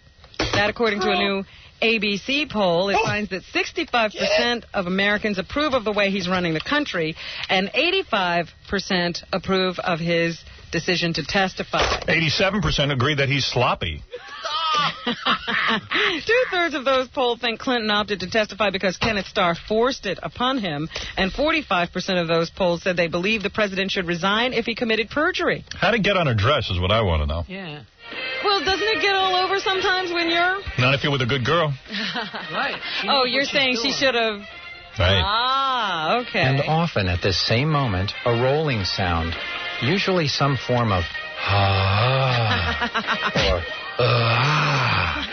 or a powerful sigh such as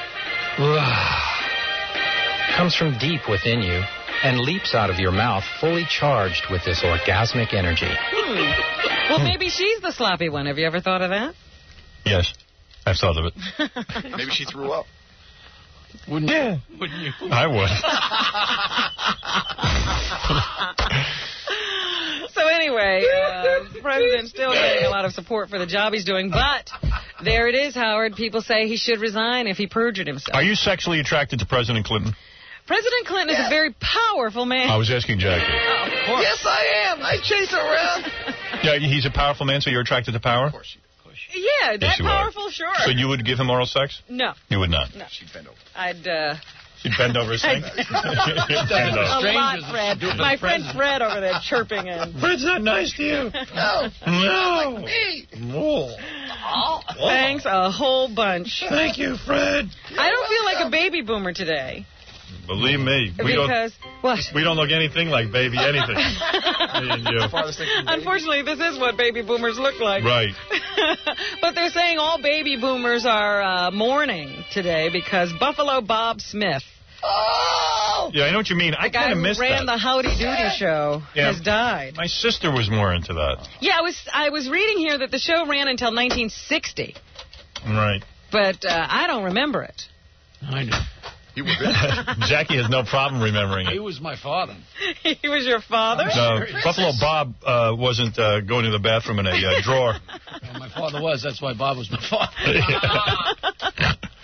Howdy, Doody. So anyway, let's get into it. Here's some archive tape of Buffalo Bob Smith for all of you people who are having problems with the fact that he's passed away at the age of 80.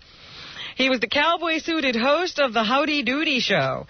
He delighted baby boomers in the early years of television. He's died of cancer at the age of 80, and Smith says he was truly a television pioneer.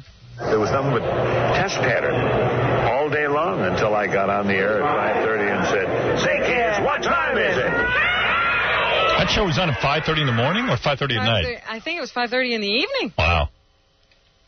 Gee whiz.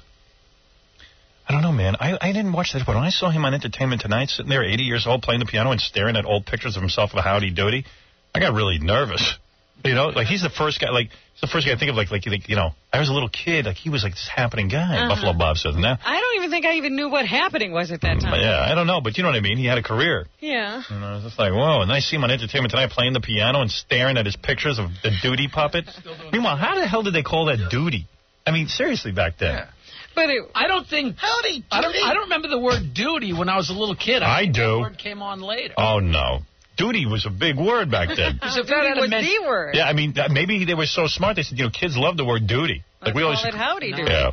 Or do you think the word duty came from Howdy Doody? Maybe because I never laughed. I would have laughed at that if there was a connection. I just know it. Yeah, I know. You're still laughing at that. I know it. Duty. Smith also says that in the early days, Howdy Doody was just a voice. Howdy. Didn't have a puppet. They said, well, gee, we want Howdy on the show. Well, we pretended that... I should love when, like, kiddie show guys analyze their programs and tell you stuff about it, like no one cares. He was in my desk drawer. Like when Soupy goes on about how he's better than Pee-wee because Pee-wee had talking chairs. Right, he talked to a dog, an imaginary dog. Yeah, it's great. And the camera would take a shot of the desk drawer, and I'd say, "You in there, Howdy?" And he'd say, "Oh, yeah, but I'm too bashful to come out." Way to go. See, if Soupy died, I'd be affected. Because I watched Soupy when I was a kid. Really? See, I wouldn't be affected then either. Didn't get to see Soupy. Smith also says that he has pleasant memories of the show. And so, kids, it's time to say that must be a sign-off. Goodbye, till our this must mean something to someone, some alta-caca somewhere. I'll be with you again. Why is it? So, kids, we'll see you on He can't even, and these kiddie show hosts never have any talent. Shut up. You know, why did he sing in that voice? I don't know. Like, why didn't he? That would have scared me. Yeah, I told you it was a scary show. That was him as an old man right there. No, that wasn't him from the show. He's doing a voice. And so, kids, it's baby talk. Time to say goodbye till our next show time. This is kind of weird because he's dead now. I'll be with you again. No, you won't. So, kids, we'll see y'all on television. Ho, ho, ho, ho. Yikes. Here's him. Here's Buffalo Bob singing some more. And now, kids, it's time for our howdy doody do's and don'ts. Doody doody doosey doodly don't you want to see what? Is that howdy doody? Hey, that sounds like double talk, Mr. Smith. I guess so. No, Dilly. It's Dilly. very simple. Now, you just listen. Oh, Jackie music. Oh, I love it. Oh, do a howdy doody do. But don't do a howdy doody don't. Cause a howdy doody. You know what they should do? They should disassemble howdy doody and turn him into this guy's coffin. Bury him together. Hey, thanks, coffin out of howdy doody. Yeah, just disassemble him. Doody. Doody. Get it? Doody. Bob Keeshan was the original Clarabelle. Yeah, he was Captain Kangaroo. On the Howdy Doody show. That's right. 5 years later, he went on to do Captain Kangaroo. But he credits Buffalo Bob Smith with giving him his first break. The professionals, the radio actors. Uh-oh. Didn't think he sounds like he's leaving us soon, too. Television would be anything for 30 years yet. So he, in desperation, kind of asked this page on his doorstep if I would help. And it was sort of a utility character in the very beginning, but it developed within the first few months into the character Clarabelle. Oh, so he was Clarabelle? Yeah. Oh. That was the clown that sprayed everyone with seltzer. He was a page at NBC, and Bob just grabbed him and said, look, help me out here. Honk the horn, that's all he did. And he says the show prepared him for his stint as Captain Kangaroo later on. Yeah, he needed preparation. Even though eventually we had different program philosophies, Captain was very different from Howdy Doody in his program philosophy. Absolutely. And yet it was live in the beginning as Howdy Doody was. And Bob Smith taught me the craft of television. He had a different show philosophy? Yeah. He was more into Plato, and Buffalo Bob was into Socrates. I have no idea what he's talking about. My philosophy is lesbians. There's a whole philosophy behind it. Yeah. Now, you said there that he might have had a dispute and couldn't travel around with Howdy Doody, but I don't think that's the case. Oh. In later years after his show was canceled, he spent time working in radio and in real estate. Mm-hmm. And in 1970, he hit the road with his Howdy Doody doll, doing hundreds of stage and show performances around the country with his famed sidekick and thrilling a new generation of fans, they say. I think it'd be funny, like, if these old days you went to bars with Howdy Doody, like hung out with him. And Howdy was drunk. I'm Buffalo Bob. How come you never pay? Give me a Howdy Doody scratch. Arguing with Howdy Doody in the corner. Put him in old age home. How come you never buy? You son of a bitch. Damn it. What does Howdy Doody even sound like? Do we have tape of that? I see you got a lot of tape. You know that? I do? Yeah, you got a whole bunch more Bob Keeshan and Buffalo Bob. Absolutely right. Let me see what else is here. You got any? This looks like Howdy Doody, the actual Howdy Doody. Buffalo Bob was his voice, right? Right. Number 19 is the production audio theme from Howdy Doody. Say, kids, what time is it? Most of these guys hate kids. When I was a kid, Mad Magazine had like a Howdy Do It parody. Oh, yeah. Oh, well, howdy doody, kids, and Howdy Doody, and like Buffalo Bob would be beating the kids backstage and stuff. I always thought that was really cool. Well, they say he loved the show so much that when he had a heart attack or something, he continued to do the show from a specially built studio in his bed in his basement. He had a heart attack that young? In 1954, he had a heart attack. Really? He had to be off the show for months, but they would do special feeds from his basement so that he could be on the show as well. Oh, I see, because in 54 I was 0 years old. No wonder I barely remember that show.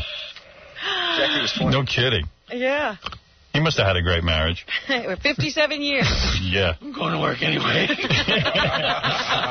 He's been doing that show every day. Well, howdy, Mr. Duty. And boys and girls at home and kids in the gallery, let's go. Little peckers. Now, these kids, they're all 60 years old now. Hi, I'm Jackie. Jackie's in this audience. Jackie's in the audience.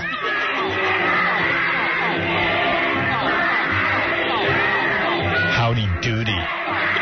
All I know is there was something wrong with that show because it frightened the hell out of me and my sister. There was some Indian guy on there. Chief Thunderthud. Yeah, well, he came on. What? Thunderthud. Yeah, Thunderthud. Me and my sister would run out of the room when he came on. And Andy's gang terrorized us. Yeah. See, I don't remember that either. All these kiddie show hosts should die. Buffalo Bob Smith from a file interview on the start of his career, number 20. I started in radio when I was 15 years old back in 1933. And I did everything you could possibly do on radio in Good for Buffalo you. until 1946 when I got my big break to come to New York City. Big break. Yeah, did you realize that's why they called him Buffalo Bob, because he was from Buffalo, New York? Is that going to be my old age, Robin, doing radio interviews And about... telling everybody how you got your start and the whole thing. Well, yeah, there was a time the FCC used to go after me. Sure, yeah, we did some wild bits. Yeah, had some lesbians on, and yeah, they came after us, but sure, we took them on, yeah. There was a guy back in 80, in Detroit, who worked with me. I can just see myself now. God forbid. Here he is talking about the early days of television. We had to do the thinking. We had to do the origination. Everything was so primitive back then. I love how these guys, they're like patting themselves on the back. Yeah, we did everything. Yeah, meanwhile, all the shows sucked. That's why. Nobody to follow or nobody to pattern after. We just had to come up with something ourselves. Yeah, sure. And number 23 is Bob Keesh and Captain Kangaroo again on what he learned from Buffalo Bob Smith. No, is that 22 or 23? I want 23. That's right. You learned something from him? Yeah. He was a master at timing, which was incredibly important in live television days. And he had a great comedy sense, which I was able to learn from, and I was able to use on the program through the years. Well, isn't that nice? Good for you. None of those guys were funny. Leonardo DiCaprio surprised everybody and visited Sang Lan yesterday. What a great guy! I figure he banged her. Sure. That kid, everywhere that kid goes, he's banging somebody. He has no ability to, discriminate. If you're a model, he's going to get right down with you. What's wrong with that? Like you wouldn't do it. Oh, I'm a different case. I have needs. He granted Sang Lan a visit last night in her Manhattan hospital for more than an hour. Hey, you're paralyzed? Lay there. Don't think about a thing. You won't feel it. Yeah. He was wearing a baseball cap with the bill pulled over his blue eyes. And he's all chubby now. He probably took her hospital food and ate it. God, this meatloaf. And they said he left her bedside at 9:30 last night. I'm sure he was bedside. Postponed a West Coast trip in order to see her. He was quite moved by her request. It was a private visit, and that's all they're going to say, according to his publicist.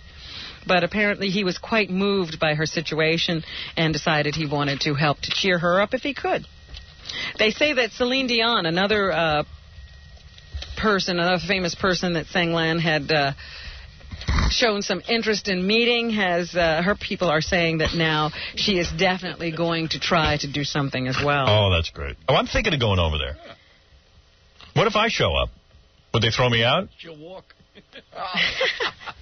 Paramount Pictures even rushed over a copy of Titanic so that she could get to see it.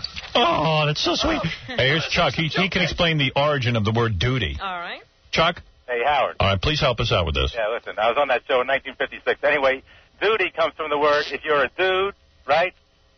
Go ahead. If you're a cowboy, you're a dude. And he couldn't spell it D-U-D-Y. That would have been Duddy. So he had to spell it. That's something that would rhyme with howdy doody. Yeah, but duty meant duty.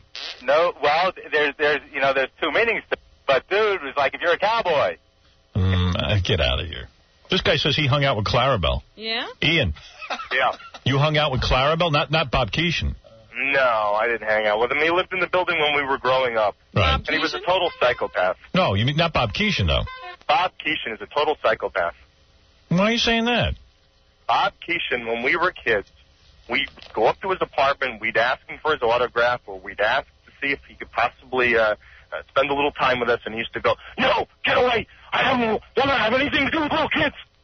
Oh, get out of here. I don't know anything about that. Me neither. That's silly. You know, we're always saying that, there are these medical schools in Mexico and other places in the Caribbean where guys and women who can't get into medical school here go. Yes.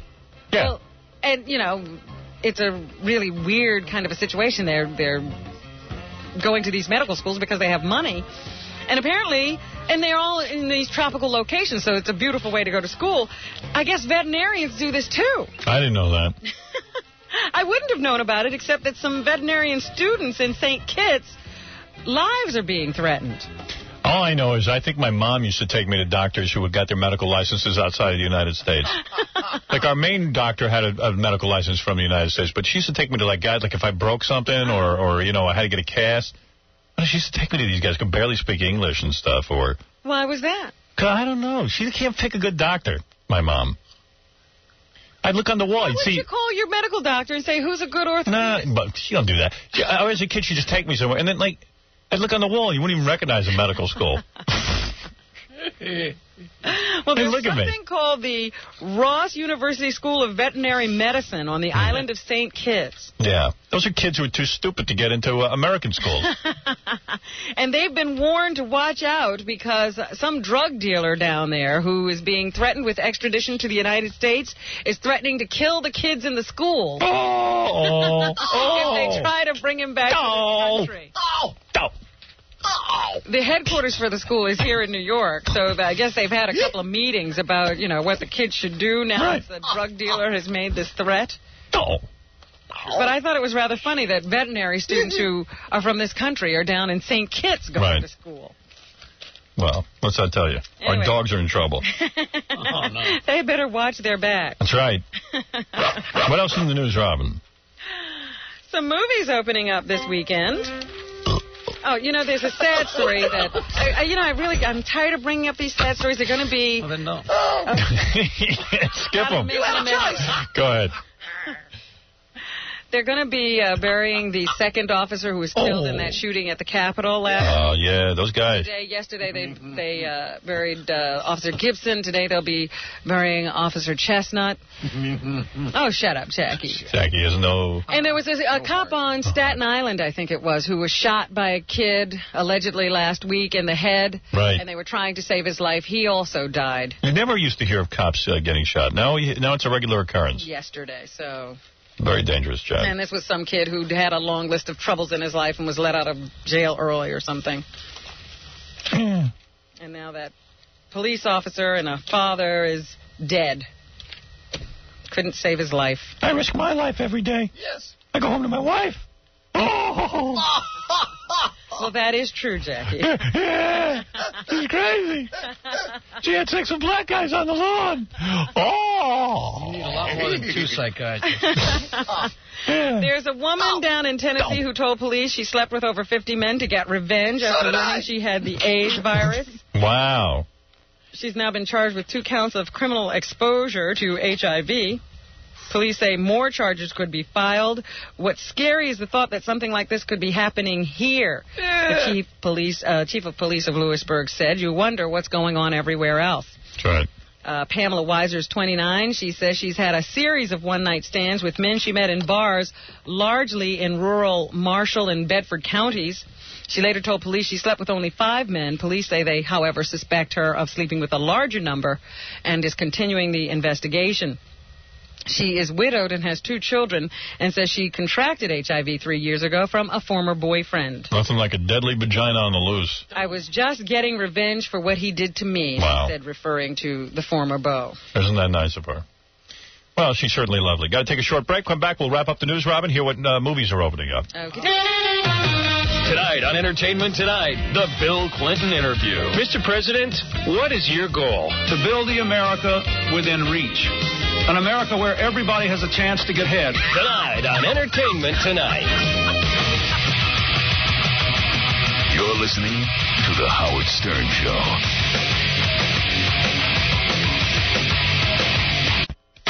This This is the Howard Stern Show. Do you know that I have a picture in my house of Gary, Baba Booey, that miraculously started drooling? And Baba Booey. I'm going to bring it in, and we're going to hang it on the wall here. But you can't predict the future. No. It was a picture he gave me, and just like in a religious, like when you see the Virgin Mother, this picture drools nonstop. And it's going to be. People are coming from miles around to see it. We're going to put it on the E show. We're going to hang it right there, and it's going to be constantly drooling like a fountain. All right? I mean it for real. That's right. Anyway, we're going to fill. You said there's some movies that opened up or something? Yeah, but there's a couple of other things I need to tell you about, too, before we do that. Please. A gay father who admitting having sex with his boyfriend in their home cannot retain custody of his 2 sons. Why is that? The North Carolina Supreme Court said so. Why would they say that? That is silly. Fred Smith of Fletcher first lost custody of the boys to his former wife in 1995 when a judge said the boys would suffer from living with gay men. You fairy. The couple said that they had sex behind closed doors but kissed in front of the boys. What a total fag. Well, I disagree with the judges. I think that homosexuals will not necessarily raise children that will be gay. And so what if they do? We need law-abiding people, not people who necessarily have sex with party kind. The opposite sex. But anyway, I mean, it's just silly that the courts are in this. So anyway, they took the boys away, gave them to the mom. Now they've been fighting in the courts. And finally, the highest court in the state of North Carolina says, yes, the boys should stay with their mother because these 2 guys have sex in the house. You're saying there's nothing wrong if 2 gay men raise some kids and they become homosexuals? No, there's nothing wrong with not. I mean, heterosexuals have been raising homosexuals for years. Really? Do you want to touch? I'll get back to you on all that. Okay. I got to think about it. No, but I agree. That's right. What is the big deal? Go ahead, Robin. The Chamber of Commerce out there in Hollywood, California, is a little upset with a church. Me too. A local church unveiled a star in honor of Jesus Christ that is very similar to the stars on the Hollywood Walk of Fame. Yes. You know, it's the same terracotta tile and that whole thing. I don't have any problem with that. Or whatever they use out there. I have no problem with that. Little star for Jesus Christ, but they didn't ask permission. Oh, big deal. So I guess the Chamber of Commerce and the church are going to try to work it out. It's Jesus Christ. Well, that's why I figure they just went ahead and did it. They said, how can they complain? It's only a star for Jesus. Right. Jesus. Choose. And Mary. A man accused of molesting 2 girls could not be found until one of the girls saw him on the TV game show Wheel of Fortune. You know, I have no star on the Walk of Fame. Just there's a manhole in California with my picture on it. Really? Yeah. That's true. Yo, Howie! Did you hear what I just said? A man who was accused of molesting 2 girls was not... They weren't able to find him until one of the girls was watching the Wheel of Fortune one night and recognized him. Yes, I heard that.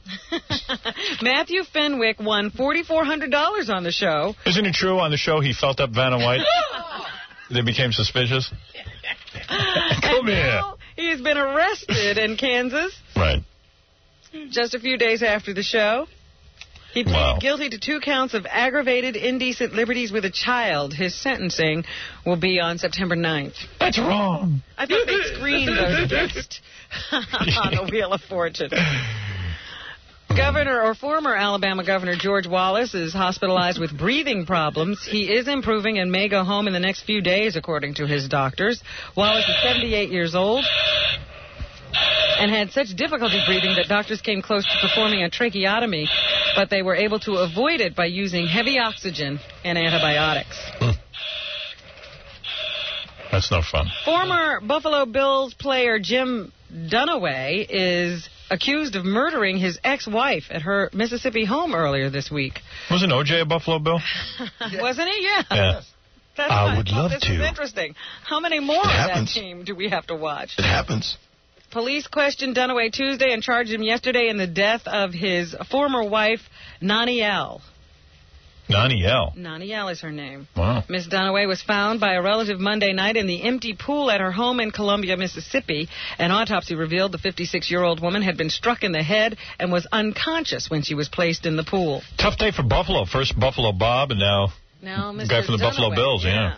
A very tough day. The 57-year-old Dunaway played 9 seasons with the Bills from 1963 to 71. He ended his 10-year NFL career on Miami's undefeated 1972 team that won the Super Bowl. He has a Super Bowl ring, too. Nanaway is her name? I just never heard of it. Nani L. Nani L. Yeah. I knew a girl named Wallette.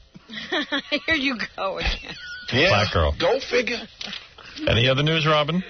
There are some movies opening Yes. up. Now, what about these movies? There's Drew Barrymore's movie, Ever After. Drew Barrymore. She is a pain in the ass. She's from an acting dynasty. Yeah. And she says that she's glad the prince falls in love with more than just Cinderella's looks in this version of the story. Mm-hmm. I loved the fact that in this version, he falls in love with her heart and her mind because she is so smart and her vagina and believes in a utopian society. She's like what is she, like a valley girl or something? Or she lisps like a baby or something? Yeah, she does baby talk. Yeah, it's baby talk. And what is the message of this film, Drew? It is an adventure, and it is about love, and it is a great message for young women to be empowered, to be... Oh, come on. Cinderella's a message for young women? Go to hell. It's a bunch of women taking advantage of another woman. Cinderella. And being saved by a guy. Yeah. When a guy marries her and gets her out of the house. Yeah, the only way to get out of your misery is to wait for some rich guy to... What, is she high? Is she still drinking? She makes Gilligan sound bright. God damn, these women are dumb. Man, it's a great, empowering woman story. No, it's not. It was written by a bunch of guys who want women to believe that the only thing that could save them is a guy. You on drugs. Which might be correct, but what do I know? She also says that working with Angelica Houston gave the two of them a chance to please their actor ancestors. Yeah, Angelica used to say to herself, why am I working with this girl? It was so exciting to work with someone historically who we pay so much respect Baby to talk. our families and to go out there, Houston and Barrymore, and although they might not be physically right next to us, there is that very, very psychic passionate, deep blood connection that we feel to them watching over us. And because please. they're not No wonder no guy could be married to her for more than 2 days. Imagine listening to that garbage. Seriously, what is wrong with her? And like we're, connected. No governor on her. No self-awareness. Embarrassing. How old is she already? She's no spring chicken, this kid. Is she like 25 or 60? I think she's like 40. Nah, I don't think Really? Okay. Close. Another movie opening up this weekend is this thing called Basketball. Basketball. The guys who created South Park, they star in this movie, Trey Parker and Matt Stone. Right. Here, Matt Stone says people have weird perceptions about the two of them. People meet us all the time, and they meet us and they're like, wow, you guys are so nice and normal. Like they think we're these raving, acid-laced lunatic you know what I mean? And that's, I think, what people don't understand about... I've never met Howard Stern, but I'm sure he's the same way. I'm sure Howard Stern is a great husband and a great father and a great guy. Because only by being those things does he know what buttons to push. He knows exactly what he's doing. How does everybody know so much about me? They don't even have to meet you. But it was nice what he said. Oh, very nice. Thank you. Who was that? Matt Stone? That was Matt Stone. Nice guy. Thank you for saying something nice about me. But F your partner. He didn't say anything nice about me. Thank you, Matt. Matt, nice. F you. Sharing a lot. Matt, you'd be surprised how wrong you are. Tom Hanks, of course, was in the number one movie last weekend. We'll have to see how Saving Private Ryan does this weekend. Here, Tom theorizes about war today and about the fact that winning World War II was a close call. Oh, no. Look, in all honesty, if World War II was... This guy loves to hear himself talk. ...going on right now, you'd be in the Army, and you'd be in the Army, and you could be dead, and we'd all be... You know what I'm saying? And we would, and the only thing that we'd be thinking about is hoping to win this war. June 5th, 1944, we didn't know if we were going to win or not. The outcome was still completely in doubt. Okay. I'm sick of this movie already. I haven't even seen it. So what kind of guy is he playing this time around? A guy who never ever thought he'd find himself fighting for his life in France in 1944. And a guy who wonders how in the world is he going to go back 3 years after this, without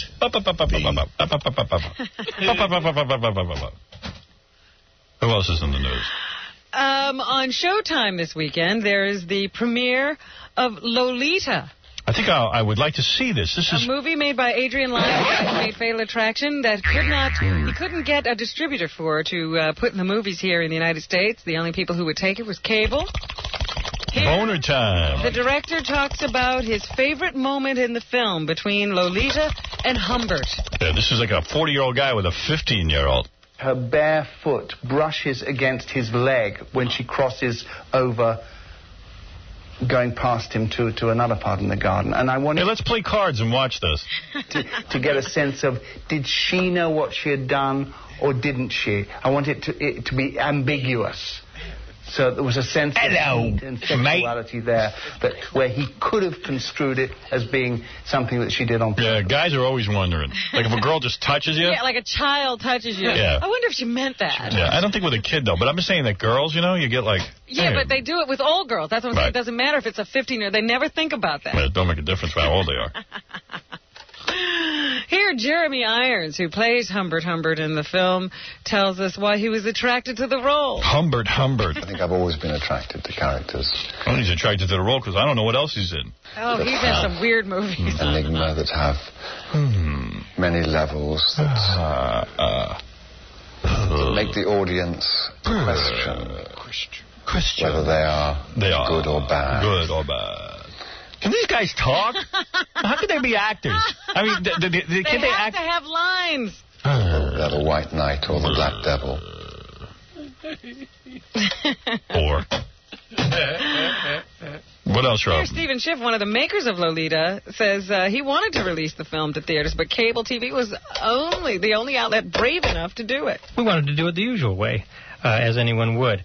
But as it turned out, no one in Hollywood was really brave enough to step up and release it theatrically. This was a movie that was in the movies already in its original form. Why now can we not show? You mean to tell me we've become New York? It was very sanitized. Oh, it was? Man, this is a very sexual version. It is. There's actual sex in this? I don't know about actual sex. I'm just telling you, they tell me it's sexual. It took Showtime, of all things, a TV network, a cable TV network, to step up and be brave enough to show it. And then once they did, other people seemed to say, oh, well, I guess someone's willing to step up. We will, too.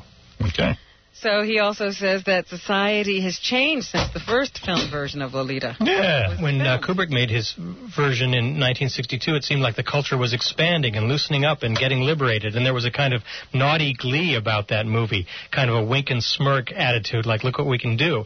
And now it's like the two Lolitas are bookends of a kind of cultural expansion. Now it's... Oh, come on. What is this, film class? Please. Just show the movie, man. Let's see some girls having sex with guys. I understand that Gary Coleman is in the law. Gary Coleman from The Midget? From The Midget? Yeah. No, from Different Strokes. That all the kids from that TV show... They're going to make a show called The Midget. Should just be plagued, Howard. They should do a movie where Gary Coleman is Lolita. You like that, right? Apparently, a woman approached him... What you talk about, this? You am cute. I think he rubbed against me. Approached him to sign an autograph for her son, and then she made some comment about his acting. Right. And according to the police, he then socked her in the eye. I'm going to slug you. Put you in the knee. Well, he's up on charges? Yeah, they want to arrest him now. I guess she filed charges because she was attacked by Gary Coleman. I see. So we'll have to see what happens there. And next week, I guess, there's going to be a new Nicolas Cage movie in the theaters. It's called Snake Eyes. I just saw a movie he did. It was pretty weird, man. Which one was that? He plays an angel. And City of Angels. Yeah. The hell was that?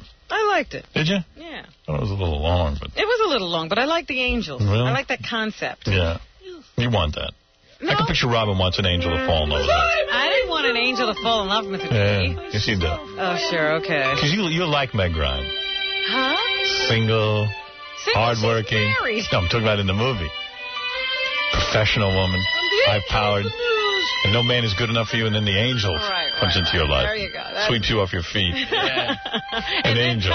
Becomes human, and I die. Right. An angel with a big one. Yeah. Anyway, so Nicolas Cage has a new movie. What is it? Snake Eyes is the name of the film, and here he tells us how his character changes in the movie. Being a cop on the take with a gold cell phone and being a guy that is kind of shady, kind of a louse, I thought it was the right look at the beginning. But then Rick goes through a transformation, and he shouldn't talk too loud. His brother might hear that he has another movie. The white shirt goes on with the black tie, and he suddenly looks like a 60s mod in this very cool suit. All right, whatever. You know what? He just got a star on the Hollywood Walk of Fame. So did Jesus.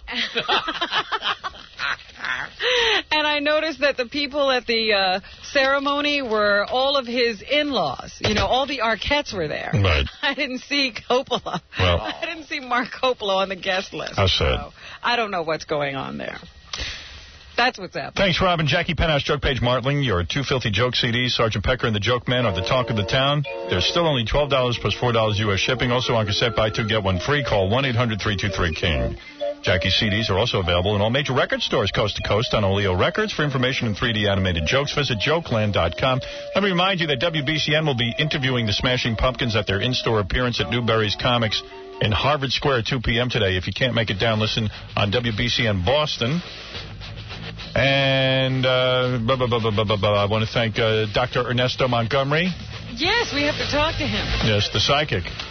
I want to thank that guy, Wesley Snipes, I want to thank. That guy, Wesley Snipes? No, that guy that we had on today, Mark Summers. Yeah, he's a nice guy. From Double Dare. Yeah, he's going to be somewhere today. I don't know where. Out on Long Island at the, what was it? We'll be at the Sunrise Mall today from 2 to 7 p.m., interviewing people to be a game show host on the Game Show Network. All right, Wesley Snipes will host the Masters of the Martial Arts tonight at the Great Hall at City College of New York on Convent Avenue at 140th Street with Sinbad and David Carradine and Kadeem Hardison. And that'll air on TNT August 18th at 8 p.m. if you want to be a part of that. Stuttering John hosting a West T-shirt contest at Wild Wild West on 39th and 2nd Avenue in Brooklyn Wednesday night at 7 p.m. August 12th. Don't miss Gary Delabate at Al's Diamond Cabaret in Reading, Pennsylvania tonight with tons of fully nude women and Hank the DeLore. Okay.